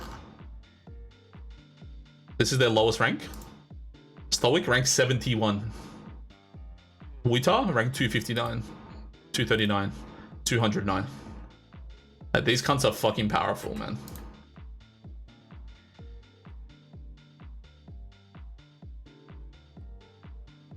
Yeah, EU ranks, correct. These are C ranks.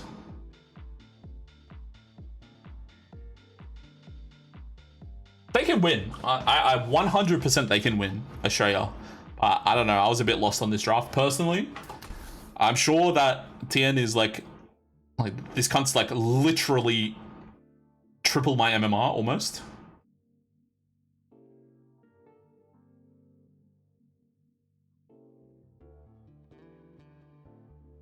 Yeah, they played last night. I was annoyed. I didn't get an invite, bro. I wanted to play Dota last night. No one's played.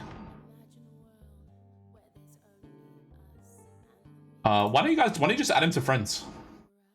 Kidnap Ben.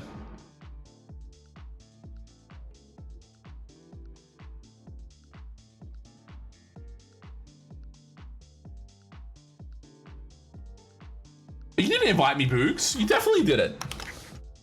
Otherwise, I would have came and played.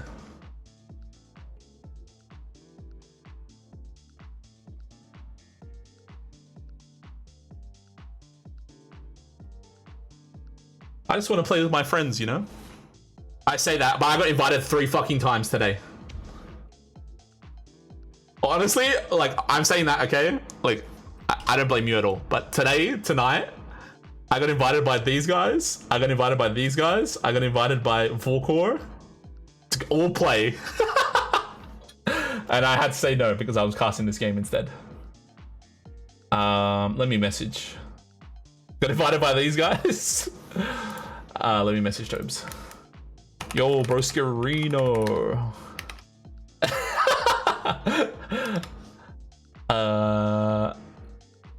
Kidnap Van wants to scrim you guys again. If you add him to friends, can send you. Thank you, Boogs. I appreciate it.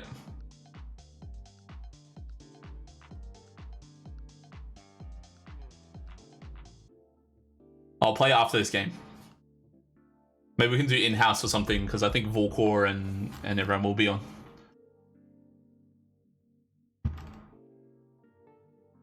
Sinsteel is in my chat. Sinsteel. Sorry, I just had to look at my members. How are you, brother? Hope you're doing well. It's been a while. Holy fuck, that's a blast from the fucking past.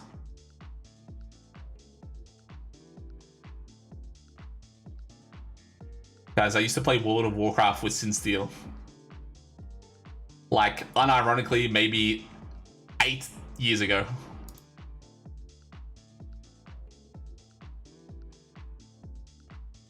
Hope you're doing well, brother.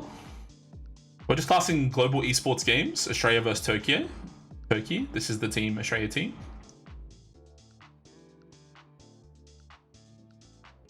Just waiting for them to get into the game.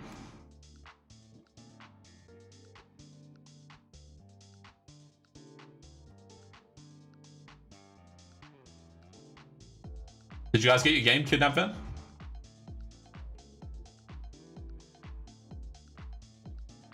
Yeah, dude. I'm an old man, Volkor.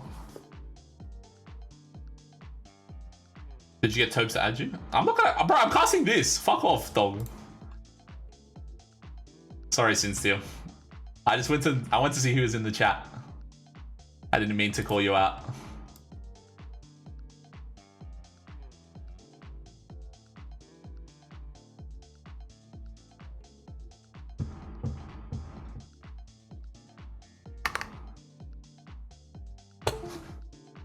Hey, Boogs, I'm coming to Melbourne in April.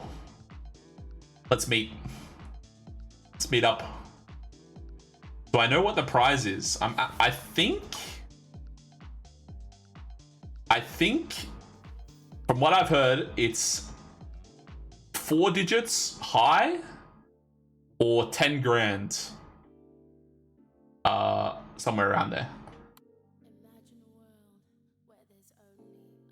That's the whole prize pool. That's the whole prize pool. The whole event is 1 million, but that's for every single game. But specifically for Dota 2, I've heard it's like 7 grand or 8 grand or 9 grand or 10 grand.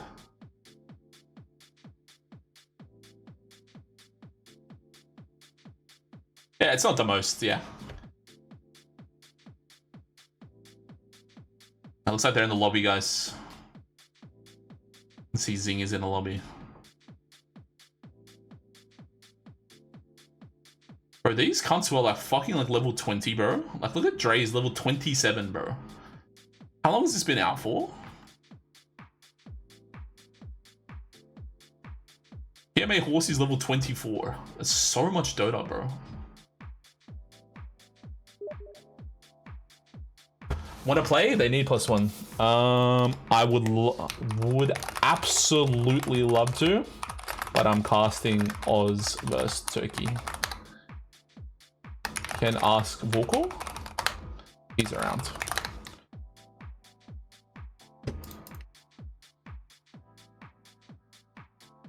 Tobes, you're needed. Volkor, you're needed for Tobes.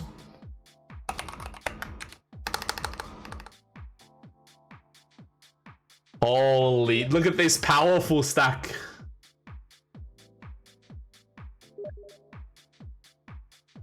Niz, invite Volkor, he'll play.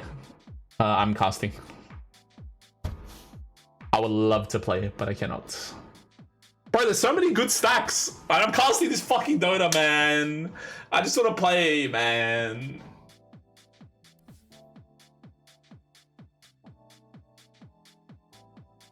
Look how many of my friends are playing.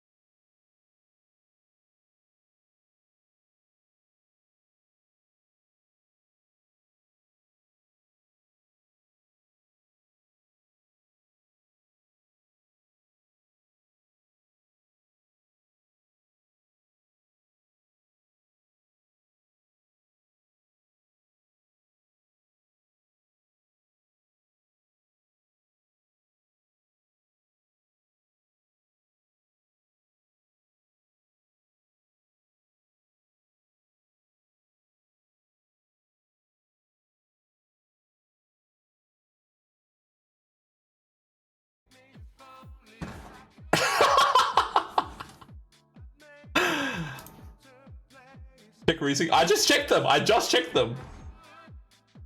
Yeah, my rank went down quite a bit, unfortunately. It's on the way back up. I'm on a bit of a W streak right now. I'll be the first.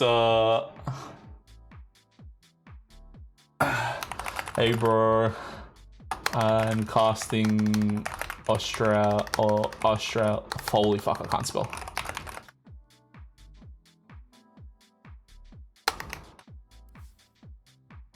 I'll be the first to admit that I was on the down. It's still W streak, bro. It's building up the confidence.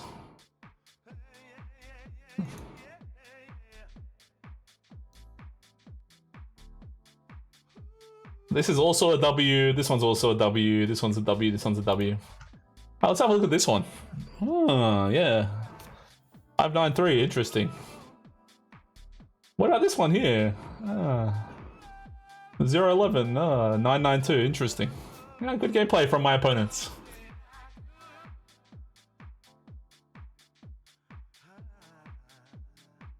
Alright, let's watch. Let's get into the game.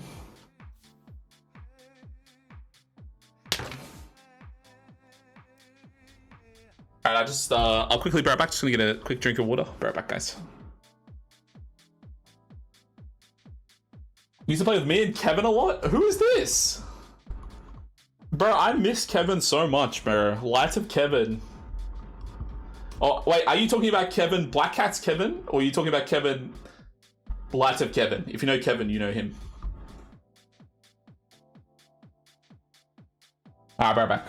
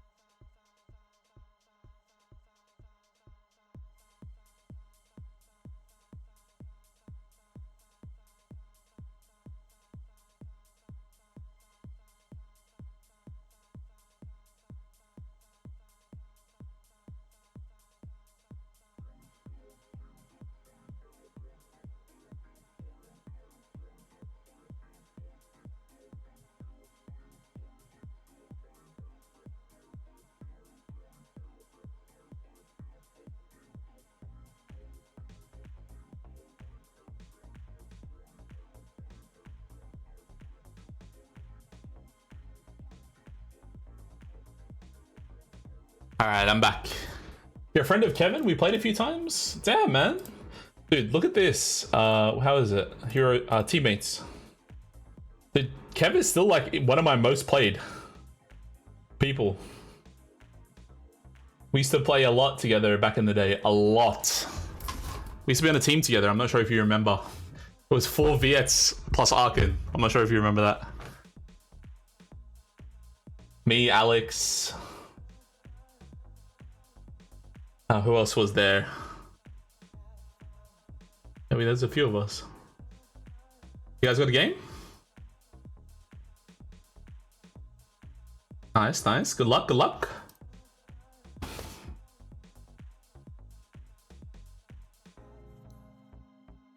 What was your tag, bro? Who were you? I used to play a lot back then, man. Yeah, man. Dude, that's sick. Good to see you, dude. Real big blast from the past. Are you Pert? Is that you? I remember we used to play a lot.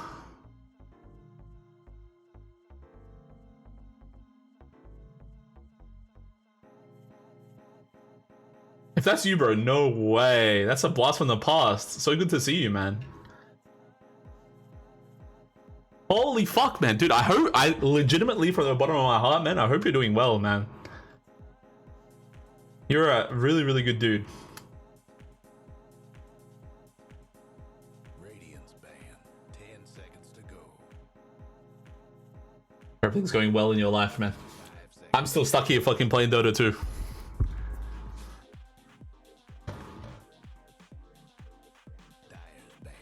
All right, let's get into the draft a little bit now, guys. Excited for this game number 3. This time, Australia is going to be on the Radiant side. They do have second pick. That means they do have the overall last pick. I think it's evened out a little bit now. Australia banning out the SF, banning out the Largo. Turkey banning out the Beast, and this time actually banning out the Bounty Hunter. I believe last time they banned out the Viper instead. We'll see if they opt to ban for that one this time. There it is. The overall last ban of phase number 1. I'm guessing that was first picked from Team Australia. All right, let's see if the draft comes together in a little bit better fashion than last time. By the way, guys, I just noticed this Australia flag is absolutely wonky. It's just the one half of it. The Southern Cross is completely missing. Love to see it. Kind of same thing with Turkey.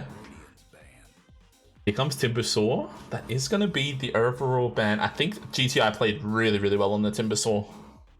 So I think that's fully understandable. The Largo ban, I'm not sure if Tudikia has played it before. I'm almost certain they can play it, so fully understand that ban. And this is looking a little bit more like the kind of bans that I've seen. There's obviously some like Treant type hero who they could ban. There's also Warlock, which was completely untouched last game, by the way. I'm personally, I'm liking Warlock a little bit more over Jakiro. I think it's a little bit worse in the lane, but I think it's much better later on in the game. It's so powerful to have that BKB piercing ult, as well as Fatal Bonds, right? Fatal Bonds is so nice to have. But yeah, here comes the Treant Protector. That's going to be the ban out for Team Australia. I think it's hard to fight Vision with Vision if you don't have a Vision hero. Obviously, last time when they fought the Treant, they did have the Bounty Hunter, which gave them a lot. See where they want to go from here. The very first pick of game number 3 here between Tudikia and Australia. The mind of Tien and Stoic going at it here. The very first pick taking a little bit. Usually these game 3 drafts go a little bit faster. Wouldn't be surprised if they just opt for something like a Warlock or Jakiro, just playing the lane a little bit. Here comes Invoker. Interesting. I'm guessing this, if I'm in the shoes of Tien, I'm thinking this is something to throw me off a little bit. Usually these mid heroes picked early can, unless you're Vorkor, usually are a little bit of a bait to just randomly first pick. There's a lot of counters still in the pool. Marcy incoming, for sure. For sure. But here comes Windrunner. Apologize, Windranger. This hero, I think Tien did really well on this hero in game number 1. Outputs so much freaking damage. It's really nice to have a hero like this that you can have reliable single target absolute burst on. It is a little bit tough into the Invoker, of course, because Invoker does have the Tornado. Tornado can absolutely dumpster the Windrunner just because you can get rid of her Windrun. Honestly, even Ice Wall is pretty good versus Windrunner, even though she does have her innate where she can't be slowed less than 200. I think it's still really damn good. And Tudikia, here comes the tiny ban.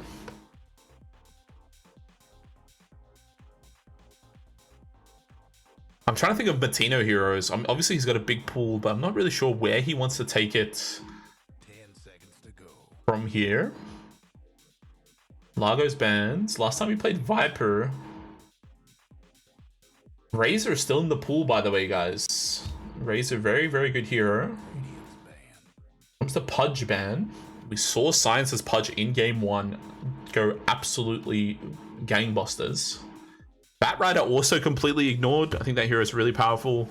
And this draft on the go around there is also Shadow Demon ignored. I wouldn't be surprised if Australia choose to ban that here. SD quite decent against Windrunner, I would say. They're opting for the Huskar. Probably Zing's hero here. It's going to be the Shadow Demon instead. A little bit of a yoink. I'm a bit nervous about this hero, guys, if I'm being honest. Not that I don't think Chicken or Zing can play it. This hero is, for me, the way that I see it, it's a force multiplier kind of hero. And as much as I hate to say it, all of Australia's games have been a little bit of lose lane, win game. And that is not really where SD kind of shines, I would say. SD wants to be playing, like, wants to enable his team a little bit at that 12 to 20 minute mark where there's no BKBs. And this kind of draft from Tudikia looks very powerful for the makings of a run at you, Unga Bunga kind of draft. And Centaur Warrunner, one of those very powerful offlaners that can just kind of usually do very well. Quite good into the Windranger, especially because that's revealed a little bit early. This could be, of course, some flex on Windranger. Can be moved to a pos 4. Pick something like an Ursa or something, but the Invoker does cover that quite nicely, I would say. Clock into Ursa is usually pretty decent as well for Clock. Especially once he gets the jetpack. Kind of annoying for Ursa to fight into those cogs. But here comes the Mars. This is a great Matino hero. I kind of forgot this hero existed, not gonna lie. We'll see where they want to take it. And they kind of either got to reveal their mid here or reveal their flex on Wind Ranger here. And it's kind of a lose-lose situation no matter what, especially because they don't have overall last pick, unfortunately. It means this 18 pick is going to be really, really powerful.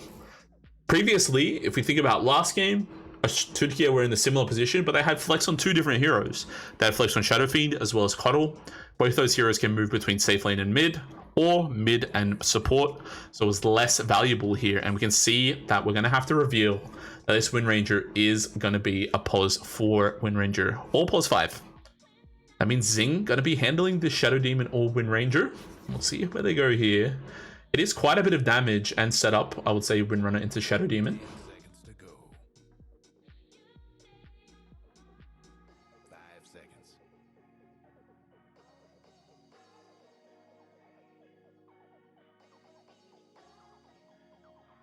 I'm also not 100% sold on just randomly picking Mars into a kind of draft that can get away with a melee carry.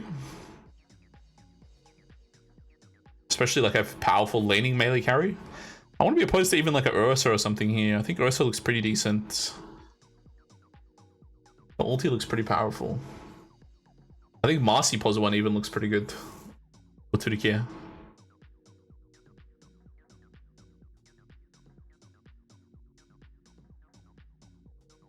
But Tudikia also going to have to reveal their hand a little bit as well. This pick 18, very, very powerful.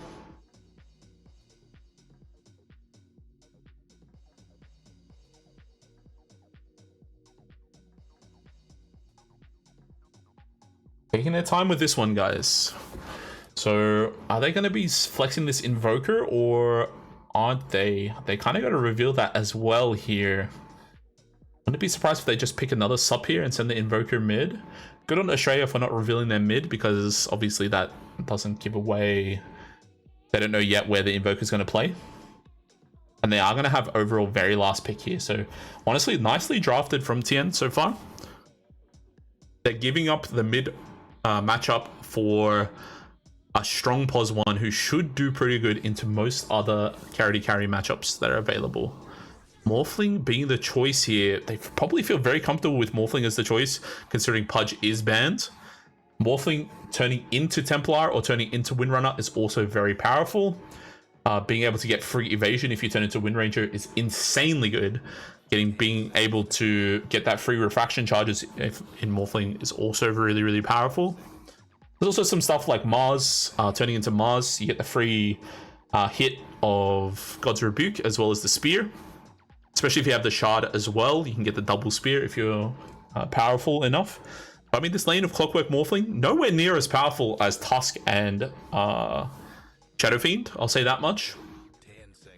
But still quite powerful nonetheless. And the first person to reveal their hands is going to have to be Team Tudikia here. It is going to be the 23 pick to reveal whether this Invoker is mid or a pos 4. If you're asking me, I think it's going to end up moving into a more not meta, but a more reliable mid, I would say.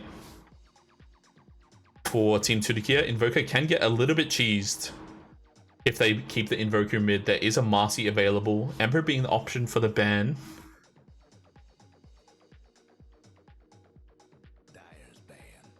Comes the Hoodwink ban, and they believe it might be a mid Invoker Hoodwink going to be the choice here. The break from pos 4 might be an option they're exploring, so that might give a clue for Team Tudikia of where they want to take their mid pick. Someone who's susceptible to break, Puck not being one of those, so see where they want to go from here.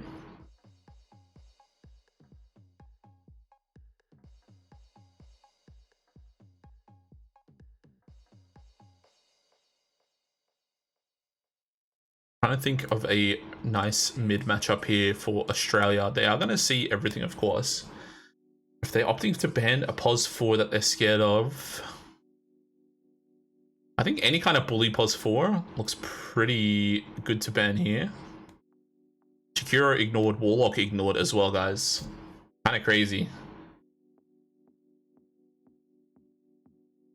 I'm not huge on SD against any of these heroes that are on Tudikia. None of them really care about being purged or disrupted. But Disruption is, of course, very, very nice against... If it's Cataclysm Invoker, that's the thing that's really, really nice. Can be decent if you use it on the Morphling, but generally you want to use it to save. Reserve time being eaten up here. The last ban does come through for Team Australia. I think some Spirit type hero could be pretty good ban. I think Void Spirit looks pretty decent for Team Turkey. Gives them a person to kind of build around. It's a good Coddle ban too. I think Coddle's a good ban. Gives them that.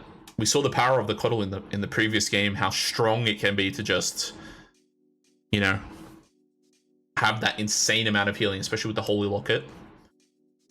Australia probably were deliberating whether or not they wanted to ban the Coddle, because they might have been thinking about picking it for themselves. Of course, Science's hero is still available here. And opting for the Sand Kungen.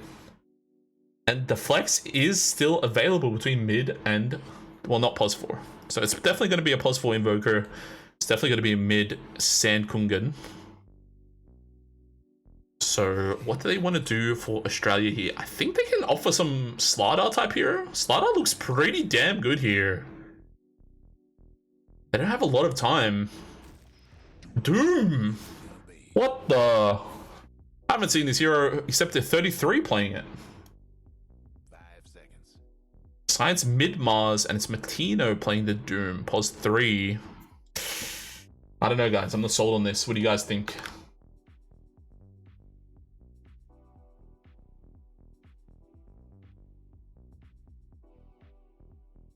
A little bit questionable.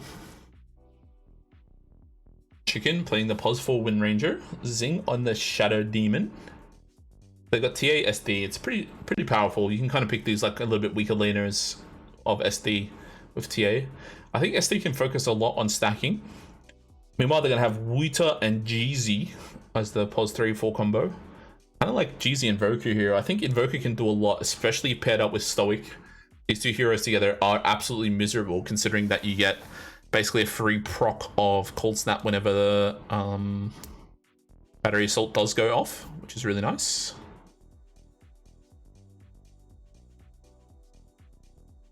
The Sand Kungen is a really interesting one. I haven't seen this hero too much. It's mostly been a Maureen special.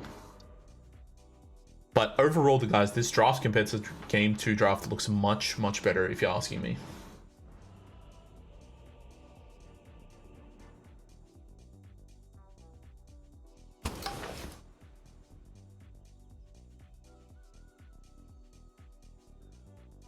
"17 spectators, guys. Holy moly." Better get ready.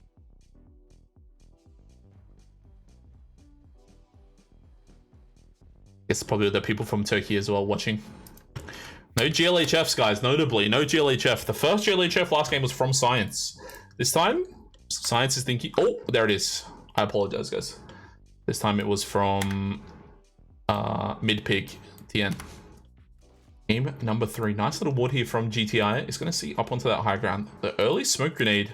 Chicken actually does proc this here. Chicken needs to be a little bit careful. It does pop out the ward. They are going to see him.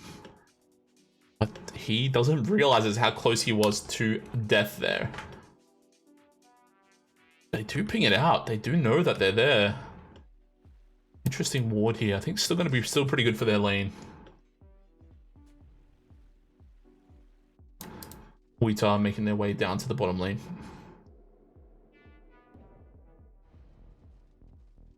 Right, this is like one of the most powerful things about Centaur. The 74 damage, bro, at level 1, and it goes up to basically 80 damage when he faces his Bracer and gets to level 2. It's fucked. And away we go. Zing needs to be very careful. It's just going to be a 2-for-2 trade overall, as there is going to be no deaths for first blood. This was pinged out, I believe. I think they know that Chicken put a ward here. Spin Chair, hello. I think I recognize... Where do I recognize your name from? I recognize your name from somewhere. I hope you're doing well, brother.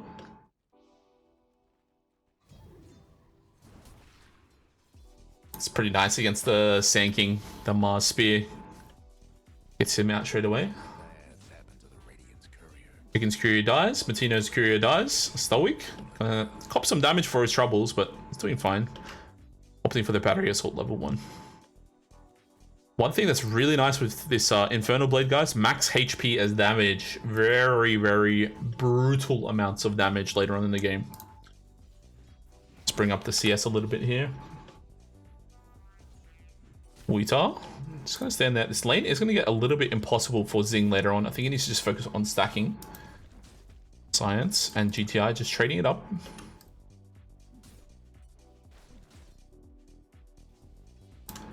Meanwhile, top lane, Stoic, waiting to get to that level 2. We'll definitely get to level 2 before Matino and Chicken. You need to be a little bit careful. Does walk in a little bit early. Yeah, it's kind of tough. Damn, if they were level 2 here, they're probably much more happy about this.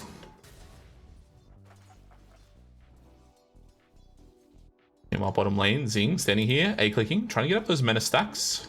Cheesy is there, needs to be very, very careful on Zing. Can get cold snapped into stunned. Cold snap on cooldown, however. Sentry in the middle lane. I'm trying to see what GTI is doing. I apologize, what Science is doing, but there's nothing there. The power shot, so close to killing Dingo. I think if he didn't get that last little attribute shift there, I think he was dead. Let's need to be a little bit careful. He's gonna go all the way down, pop his stick as well as Fairy Fire, I imagine. Oh, that probably doesn't need to. Can stay here, get some regen. Head back up. I think I've seen Thompson do this where he goes really, really low and goes back up, drops his items, picks them back up, and he gets the stats back. Gives him heaps and heaps of HP. Zing disrupting himself to get the mana stacks. I respect it. Yeah, this does stack up menace, guys. It's quite powerful. So far, just farming across the board. Science doing really, really well here against GTI. Nice bit of denies. Oh, GZ on Zing on bottom lane, guys. But he's going to manage to get that first blood. The cold snap EMP into the stomp and just right clicks. What can you do?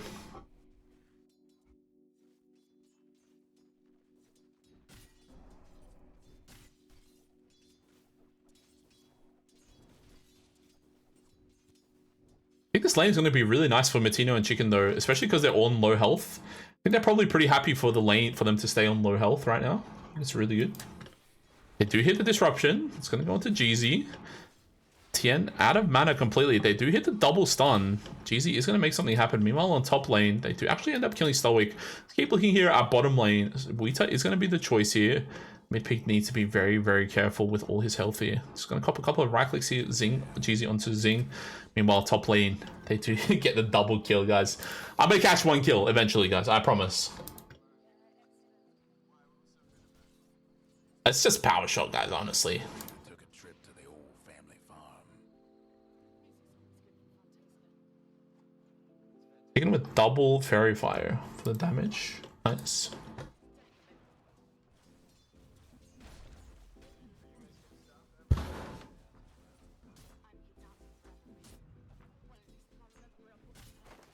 Tien copying some right clicks. They are trying to pull as much as they can, but GZ just copying right clicks as well. Not able to play the lane as he chooses. Both off lanes going, I would say, better than expected. Oh, nice little tangle. They are going to jump onto Stoic. Stoic going to be the choice here. Does have quite a bit of damage coming through to him. Somehow Chicken manages to dodge that. He's going to have a power shot in 3 seconds. Dingo does need to be very, very careful. They are going to be scaling all the health back down. Rather back up to strength. Stoic does send the salve. A couple more right clicks coming through. Stoic going to be running towards Chicken. Meanwhile, mid lane, GTI just trying to cut behind the wave. Keep an eye over here. Chicken's still living. All good for now.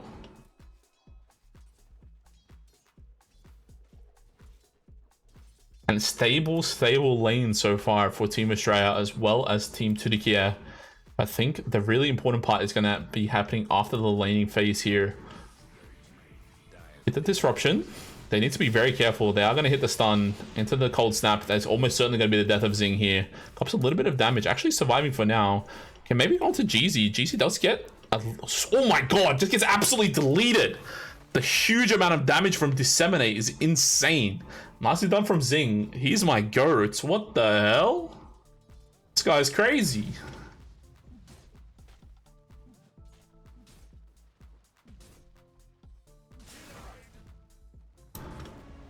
Okay, they hit the ulti on Science, manages to dodge so much. Here comes GTI. The ulti is not going to be coming through.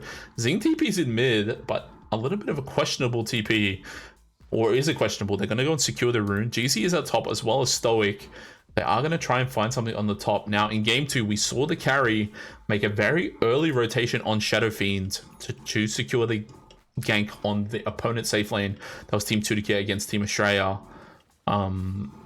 Yeah, Dingo came through the gate and absolutely destroyed Tien. This time, we're not seeing it happen. And rotations are going to be coming up towards this top lane. I think this is where eyes need to be. Chicken, chopping onto Dingo. Yeah, they are going to send the EMP. Chicken does have the wind run. Is going to be deleted. Rather dispelled. Dingo does come through. They do send out the blood grenade, but Matino actually living for now. Chicken needs to survive one more right click. Is going to survive for now. Oh my goodness. They actually put out the sentry ward for a little bit of vision from Jeezy. That was sick, but at the cost of what? Of Dingo as well as Jeezy himself. They do find the Curia, but holy moly. That was actually a kind of really sick play from Jeezy, because this gives a touch of vision when you first place it, right? So nicely done from him to get that nice uphill auto attack. But it does cost the life of Dingo as well as Jeezy himself. Meanwhile, Tien farming down here, absolutely unmolested. Doing super duper well. No meld yet, but any stacks? Stack check? No stacks at all.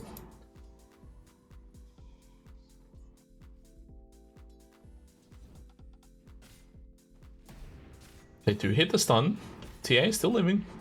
Probably doesn't want to send any auto attacks into this Retaliate Centaur at all if you can help it. Dingo can die here if he knows there's a power shot available. Oh, I think they just need to send a random right click from Chicken, or rather a random power shot from Chicken. And speaking of stacks, those stacks are actually on this side. It's going to be a 3 ancient and 3 melee stack. Guys, I learned something interesting. Once your bottle is empty, you can keep pressing this and it counts as a bottle, as an item usage. So it will reveal you on Sand King, so you can take stacks like that. Kind of interesting.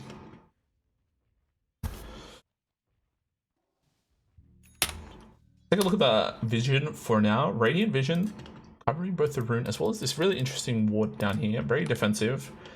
You can look at the dire vision. They have this one here a little bit more deep, showing a little bit more. Otherwise, they have this really deep one here as well. I really like this ward here from Jeezy. Nice early one.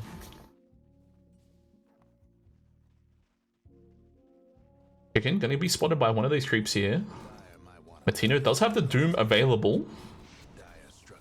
Has Gluttony, right? But he hasn't eaten a creep, so he doesn't have an ability. But they are going to find Stoic. That does send him straight into his own cogs. One of the disadvantages of playing Clockwork into Mars. Stoic going to come, feed a nice kill over to Matino. Matino very happy about this. He's going to have his blink quite early. His Doom very, very nice against Morphling, guys. Cannot gain any health from switching strength. Just kills himself, really, if he does that. Nicely done from the Radiant team. Just take out this early tier 1 tower. And Australia with a small but non-negligible lead for now. EP does come through from Stoic to come into the mid lane.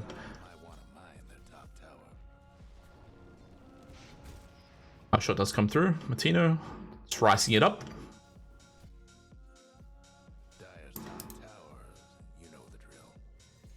And here comes Sand King. Let's check Sand King's items.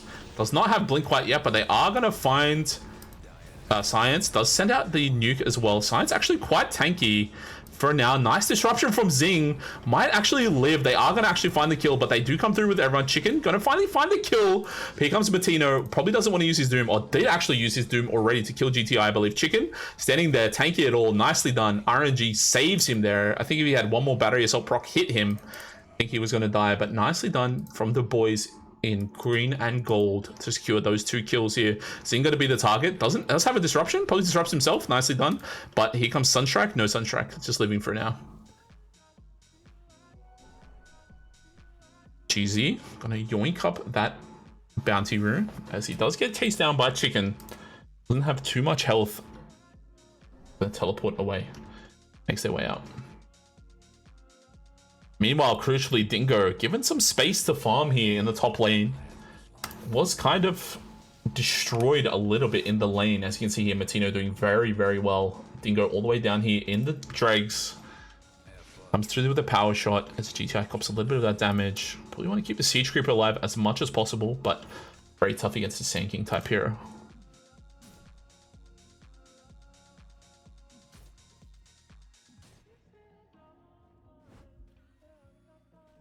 I think that smoke was seen by Chicken, but no pings out seen yet. Wards looking very powerful for the Dire team. 2 scans from Dire to try and find anyone. Somehow manages to miss. Science just on the edge. They are maybe going to try and something on Tien here. Tien very, very close to his Dezo. Hookshot is here. They actually are going to see the clockwork with that trap. Easy on the back line. Trying to find something, but I think Tien has sniffed this one out. Chicken also does see Dingo. Needs to be a little bit careful. Might actually die if he cops too much right clicks. Comes a power shot, perhaps. He's actually going to hit it. Needs to get the power shot. The power shot's a little bit late. No TPs.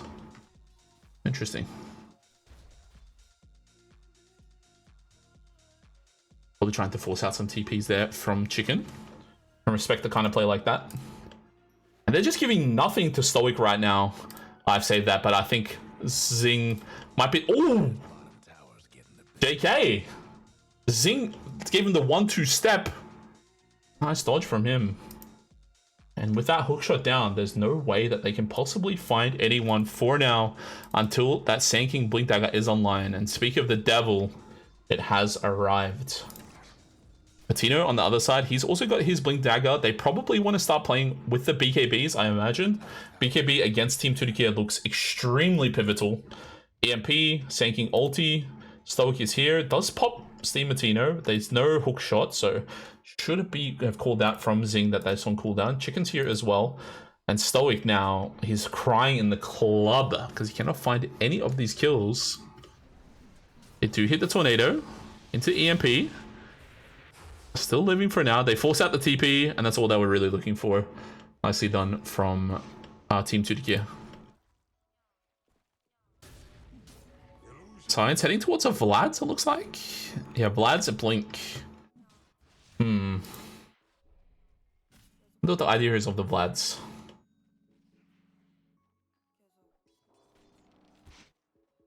Smoke grenade from GZ and GTI. They probably do want to try and make a move here from TA. Oh, this is actually really sick from Team 2 We'll see how this pans out for now. The TP is already here. They are going to be jumping on top. They do the blink into ulti. They hit the stun, and there's going to be Centaur. He's not going to be able to cast any spells, but GTI's ulti has already come out. They do need to be very, very careful. Tien does get the nice little ulti off of them just the last moment. Midpink needs to survive. They do need to get the heal, but they are going to kill GTI. They are going to kill Wuta. Stoic is going to be the only choice there. Matino, be very careful, my friend. That might be the death of you. There's going to be the last few illusions. Science needs to be very careful, but Chicken does get the final little kill here. Dingo, oh no, he's shifting. He's okay for now. He's going to be able to try and make something happen. Nice little EMP to try and zone. Dingo is there. GZ meanwhile on the backside is going to be the last little option.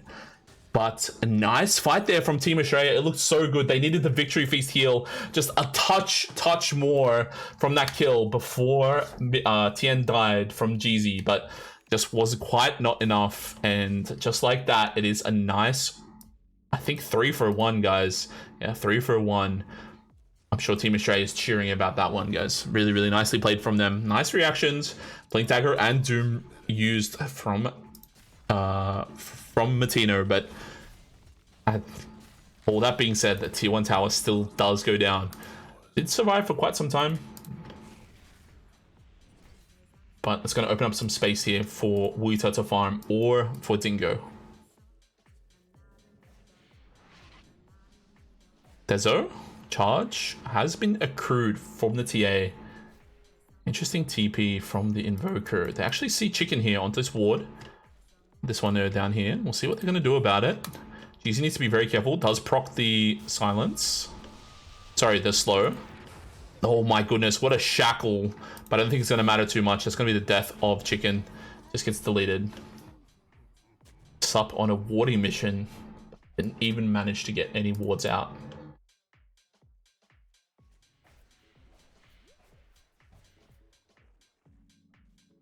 Guys, for a moment there, I thought I didn't unmute from when I went to get a drink between games, and I thought I'd been just yapping to no one. That would have been very embarrassing. GZ. Gonna get the nice kill there from the two of them. Blink War Stomp into Martino, just doing so much damage. Oh, on the meanwhile, Science bottling the regen. GTI getting put away. They are. Win Range is still alive. GTI needs to be a little bit careful. They are going to try and hit a little bit of a stun. GTI baiting the ulti a little bit. Kind of cool from Stoic to just send the cogs through, but nice disruption. Wheater still living for now. Science still alive, but not quite.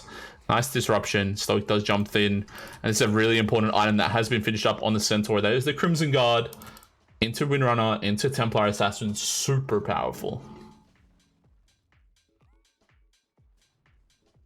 Very importantly as well, guys, this cannot be dispelled. So that means that when SD uses ult, that person is still going to have that super powerful Crimson Guard upon them. I wish that this would tell you how much you blocked for, because otherwise you got to do the quick maths. It's very confusing. Mars is here. They are going to get put into the tower, jump into the Doom. Not quite enough mana for the Infernal Blade. Is living for now. Popping quite a bit of damage. Probably just going to end up dying from the last bit of damage from Science. Nicely done. Tien here trying to push this mid tier 1. Jeezy is here. Doesn't quite have his shard, but is almost certainly going to Tornado EMP, I can imagine. Send out a couple of spells. Oh, nicely done from Stoic on the backline. Blinks out on mid pig though. Chicken still living. And here comes GTI. GTI is here looking for another fight. Speaking of GTI, his Aghanim Scepter is going to be the choice, as expected. We haven't really been keeping track of Dingo here, but he is kind of been in the bin, lowest of all the cores. Just has that Vlad's, just has that Yasha. We'll see where he wants to go from here. Tien needs to be very, very careful here. That scan did hit Dingo. They just force the TP and get out. Nicely done. Another smoke grenade does come out. GZ gonna proc. They are gonna find Chicken. Wita does not have a blink. Nice disruption from Zing. Meanwhile, on the backside, they actually send out the ulti. Oh, it's a missed spear, however, on the backside. GTI does get the ulti off. Do we need to look at Tien? Tien's going to be the target. They need to save him, but GTI on the backside is going to die. But that is going to cost also Tien's life. Stoic going to die as well. Zing blinks out. Dingo comes through, trying to find some kills. He's going to find himself a triple kill. This is going to be actually hit here on top of Science. Nicely done from GZ, and that is going to be the death of Science as well. It started off so well, but nice play from GTI on the backside, and we saw the absolute power of Crimson Guard there, and how much damage it blocked. You can see how little damage the TA has done when that Crimson Guard does manage to be used. No Doom available for that fight either. It's tough to play without the Doom, guys.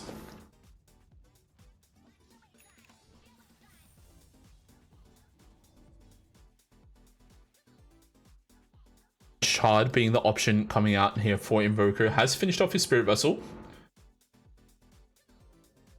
I think they need to get the shard here out for Chicken as well. The shard is also going to be really, really powerful. Looks like they're going to opt for probably a play here. Needs to be careful of this ward. Does spot Science, does spot Chicken, so they see a lot of it. Big circles being drawn here by Stoic. They understand fully where Team Australia is. Smoker Day does come out.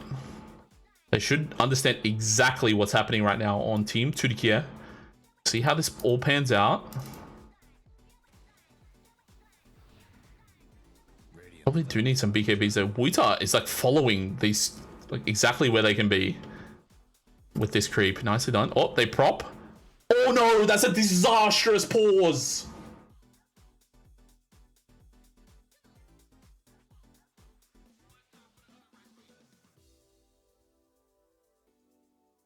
The disastrous pause at this point in the game. Marcus Zing, what is he doing?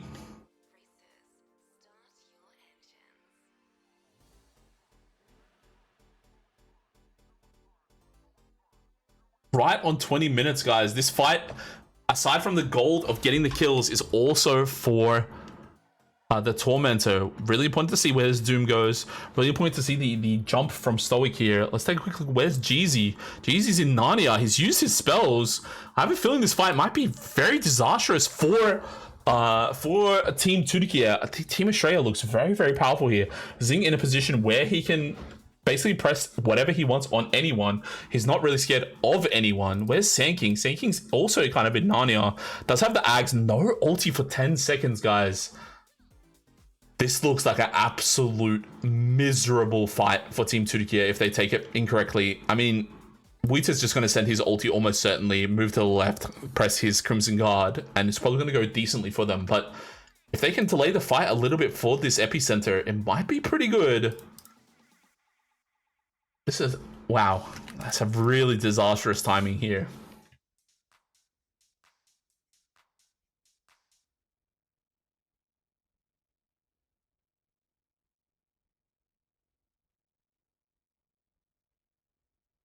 Let's quick update on the other games. Look like Team Mongolia beat Team India 2-0. So Team Mongolia are going to be the first team in the upper bracket to play in the upper bracket final.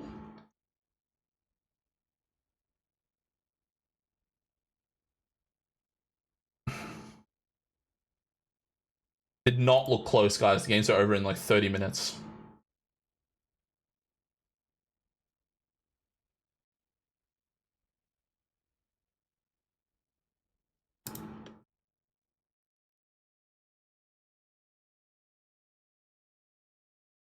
You guys know this feature exists?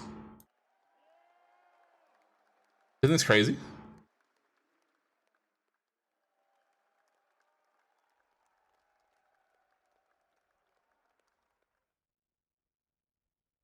It plays Cheers. I don't know if you guys can tell.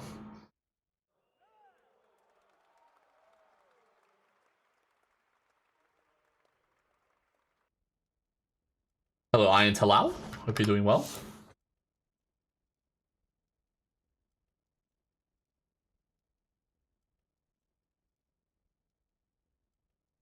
Oh, it's Talal Talal. What's going on, brother? I'm doing very well, man. How are you? Why am I casting? I want to. I'm superstar casting? Yeah, a little bit. It's for fun. It's for fun, bro. That's it. How'd you even find the stream? I didn't even realize you were following, brother. Good to see you, man. Oh, Zing is back, guys. We'll see how this team fight does pan out here. I think Wuita is going to run away to the right. See how it pans out. Here comes the ulti on the backside. Oh, they do jump in from sides, but it's an absolute disaster. They only find Stoic. It's going to be the death of Stoic. The heal does come through. Wuita is jumping on Doom. Doom needs to get the ulti off. Huge disruption from the ult, from the thing. Oh my goodness, from the SD, but it's not going to make any kind of difference. Matino gets deleted. Jeezy on the backside does get the disarm. Nice 4-star from Chicken. Zing makes their way out, and just like that, it's just a 1-for-1. What turned out to be what could have been an absolute disaster, I believe, because of the pause, was turned into something salvageable on the side of Team Turkiye. Nicely done, and it's going to cost them the Tormentor. This Tormentor does go towards Stoic. Again, that does apply the Jetpack. This Jetpack spell, very, very powerful. Pinging out on Science here, but how he wants to play it. I believe they did see him on ward somewhere. Not really sure how they saw him. They are going to find him here, farming up these creeps. One last auto attack. Ah, yeah, this is going to cost him that last little bit. Nice little bit of damage here. Going to lose all his health. Manages to dodge all of that. And Matino forcing the TP. Makes his way through. Oh, wow. That's amazing. Cool. Thanks, bro. Matino copying a little bit of a cold snap into a tornado. Doesn't manage to miss. Now, I'm guessing they're going to want to try and fight here. They do still have Doom. It's a little bit tough. This is Manta Illus. Stoic on the backside, probably looking for an ulti. They do find Science. He's going to jetpack his way out, or is he not? He's going to run completely out of mana. Manages to get the ulti off no matter what. Stoic is going to make his way through. GTI looking to send the ulti. Needs to be very, very careful. They do send the actual silence. Is beautiful from TN. Matino manages to get his ulti off. It's going to cost him his life to press the Doom on top of the Sand King, but Stoic is still there as well. Dingo finding Zing, just getting absolutely deleted from that morphling into TA. Meanwhile, Midpeak is here standing. He's not that strong, not against the Centaur. There is pinged out completely. GTI going to find him in the backside. GTI still does have the ulti. Midpeak still trying to find something, trying to find a fight, but it's not working out for him. Just getting fully controlled. Dingo is here. No sentries on the backside of anyone. GTI going to send the ulti. Does get the stun into the ult. Gets absolutely deleted. Midpeak is going to be the next choice, and he just gets absolutely destroyed underneath their tier 3 tower. Dingo showing us how it's done, even after a miserable game, doing so well on this Morphling, and the fight's just not quite working out. And this is the absolute power of Crimson Guard, guys. Just absolutely destroying any semblance of offensive from Team Australia. Chicken trying his best. They did so well to try and prevent that ulti. Matino spent his life to try and stop it, and did successfully, but at what cost? At the cost of his whole damn team. They are on Roche. They do spot it, and just like that, we'll have to see where they want to go from here. I feel like Team Australia maybe pushing the envelope a little bit too damn much. They probably do want to play a little bit for their BKBs. The game gets so much easier once they get BKBs. So much mana drain, so much stuns, so much random spells and damage coming out on their way. Stoic getting so much vision here. This is a cool little play. They actually are going to find Chicken, manage to force off his way out. Hoita is coming through here. Nice tornado. GTI does come through. Nice double stun from GTI. Huge tornado on the back of GZ. They do get disruption. And guys, it's turning into an absolute massacre here on the Radiant side of the map. Zing is here, presses W on himself to disseminate, try and get a little bit of damage, but it's going to be the absolute death of him. And Dingo is godlike after an absolutely miserable start to this game. Midpig doing really nicely. But at what cost? I'm not too sure.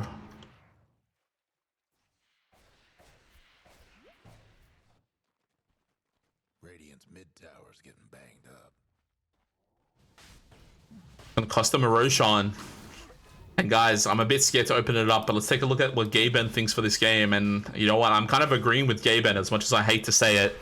They are 91% favored, and even though the lanes did go somewhat decently, you can see what Gaben says about this game.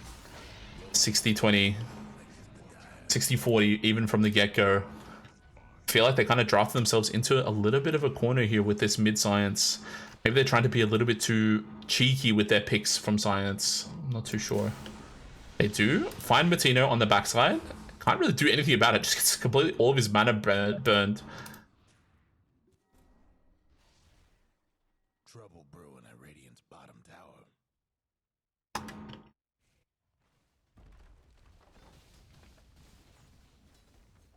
Radiant's bottom tower. And yeah, this draft from Team Australia showing its weakness here, guys.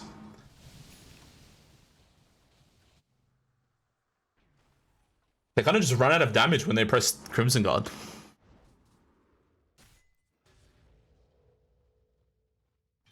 And I had so many cool people come up on the stream today. That's so cool. Sinstill was here. I had Pert. I had Talal. What a lucky day. Hoita. Gonna run into Chicken. Oh, the Blink Stomp. Just a little bit out of range as Dingo standing and delivering for this tier 2. Radiant's mid tower ain't doing so good. They are going to find Matino. Matino does get disrupted, but at what cost? It's going to be the death of him for sure. Sorry, apologies, Science. Zing on the backline. Just founded by that Stoic Clockwork. Doing super well, and here in the mid lane, they actually get a nice little go here with the bars, get a nice Doom on top of GTI. GTI gets deleted. They are under the T3 tower. Mid-Pig, I feel like he's so farmed, but he just hits like a little wet noodle. Dingo's here as well. They do find some almost find the shackle. I apologize, but Midpig does end up dying. Jeezy gets head butted by Science for him to die. Stoic and Wuita are going to be chasing him down. Dingo is here trying to find Chicken. It's going to be the death of him. And yeah, this is what I talked about in the draft. You just press win run and you just impossible for you to die. Oh, the shackle disaster. Oh, they find it anyways, and it's going to be the death of Science.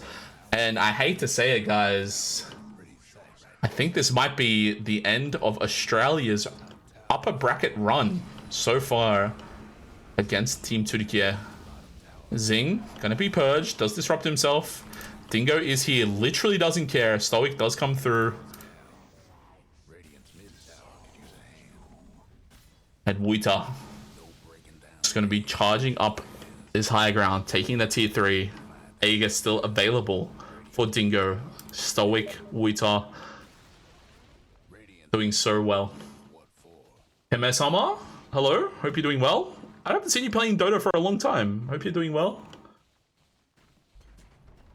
If I remember correctly, you used to play a lot with the Rise team.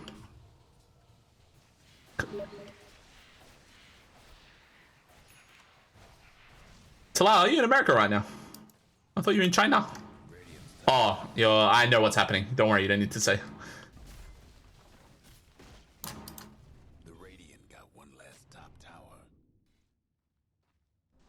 18k gold deficit right now, guys. It's a 2% win rate for Chicken and the squad of Team Australia. Jeezy showing us how it's done on this pos 4 invoker.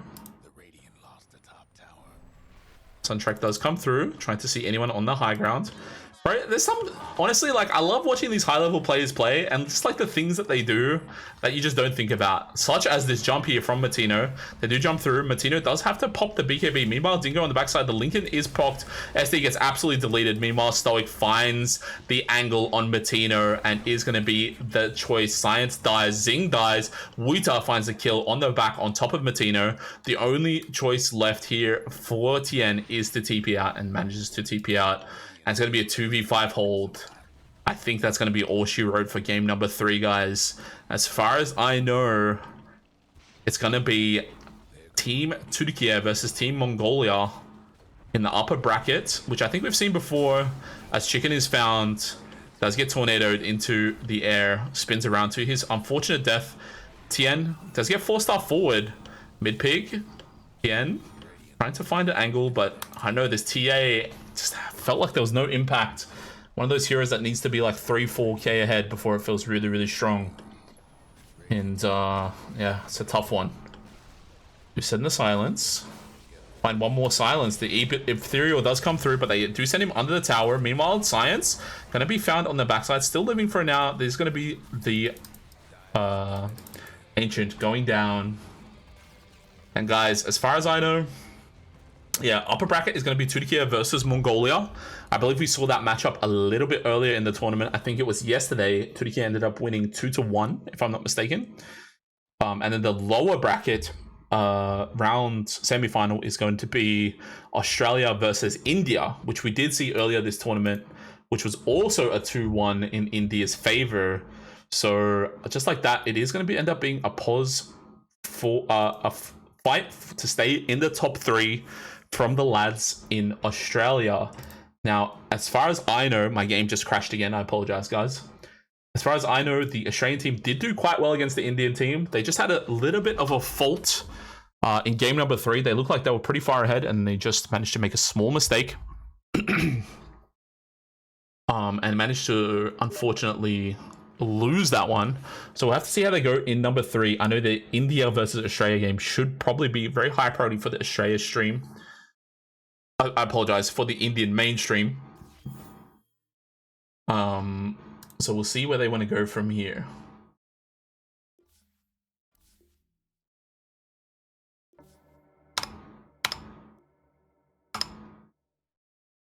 Holy guys, I have so many people.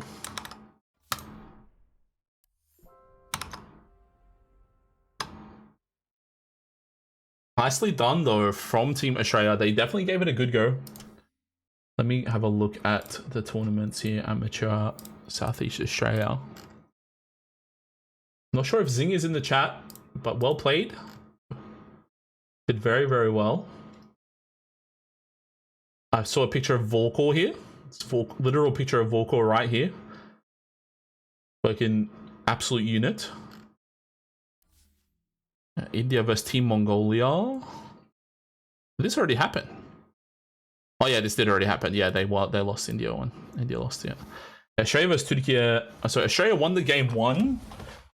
But I feel like once Turkey fixed up their drafting game 2 and game 3, or they just paid for just like their own game plan instead of trying to counter what Australia was trying to do, it looked a lot better for them. Looked like a very, very tough game for Australia in game 2, game 3. We'll have to see what they're going to do when they do first them again, either in lower bracket final or grand finals. If they do get there, that is going to be the next opportunity for them to verse. We'll have to see how it goes between Team Mongolia and Team Turkey, who were the 2 winners here.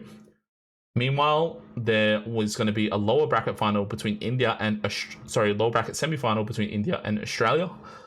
Well, I think that's going to be the next game. I heard it's happening today. Not sure if it's going to happen today, but I'm not 100% if I can cast that. Zing is offline. Have no news about what's going on. So we'll see what happens there.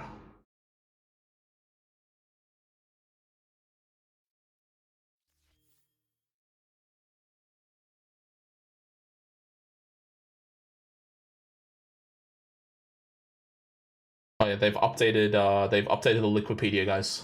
So Liquipedia up to date. If you want to take a look.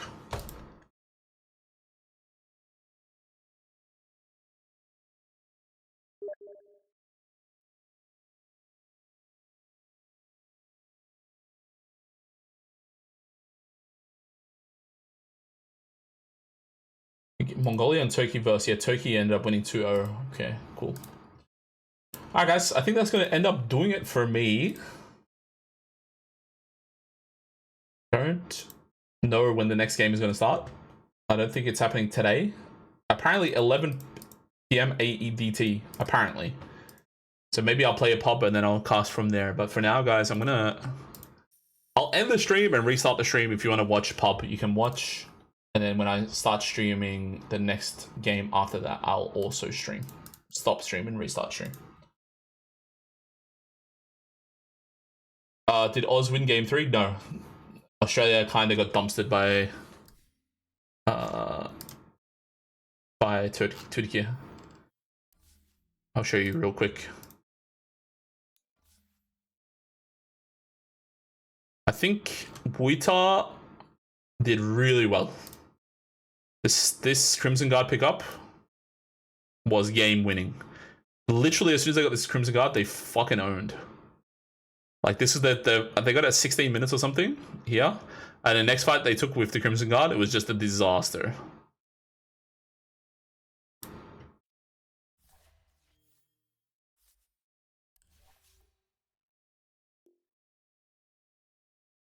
Alright guys, I'm going to stop the stream and I'll restart and I'll just do a pub. But if you guys are more than welcome to bail if you guys want. If you guys want to, feel free to drop a follow. You guys don't have to if you don't want to. But I hope it was fun. I will probably end up streaming the India versus Australia game as well, but I'm going to play a pub first. So I'm going to play with the boys.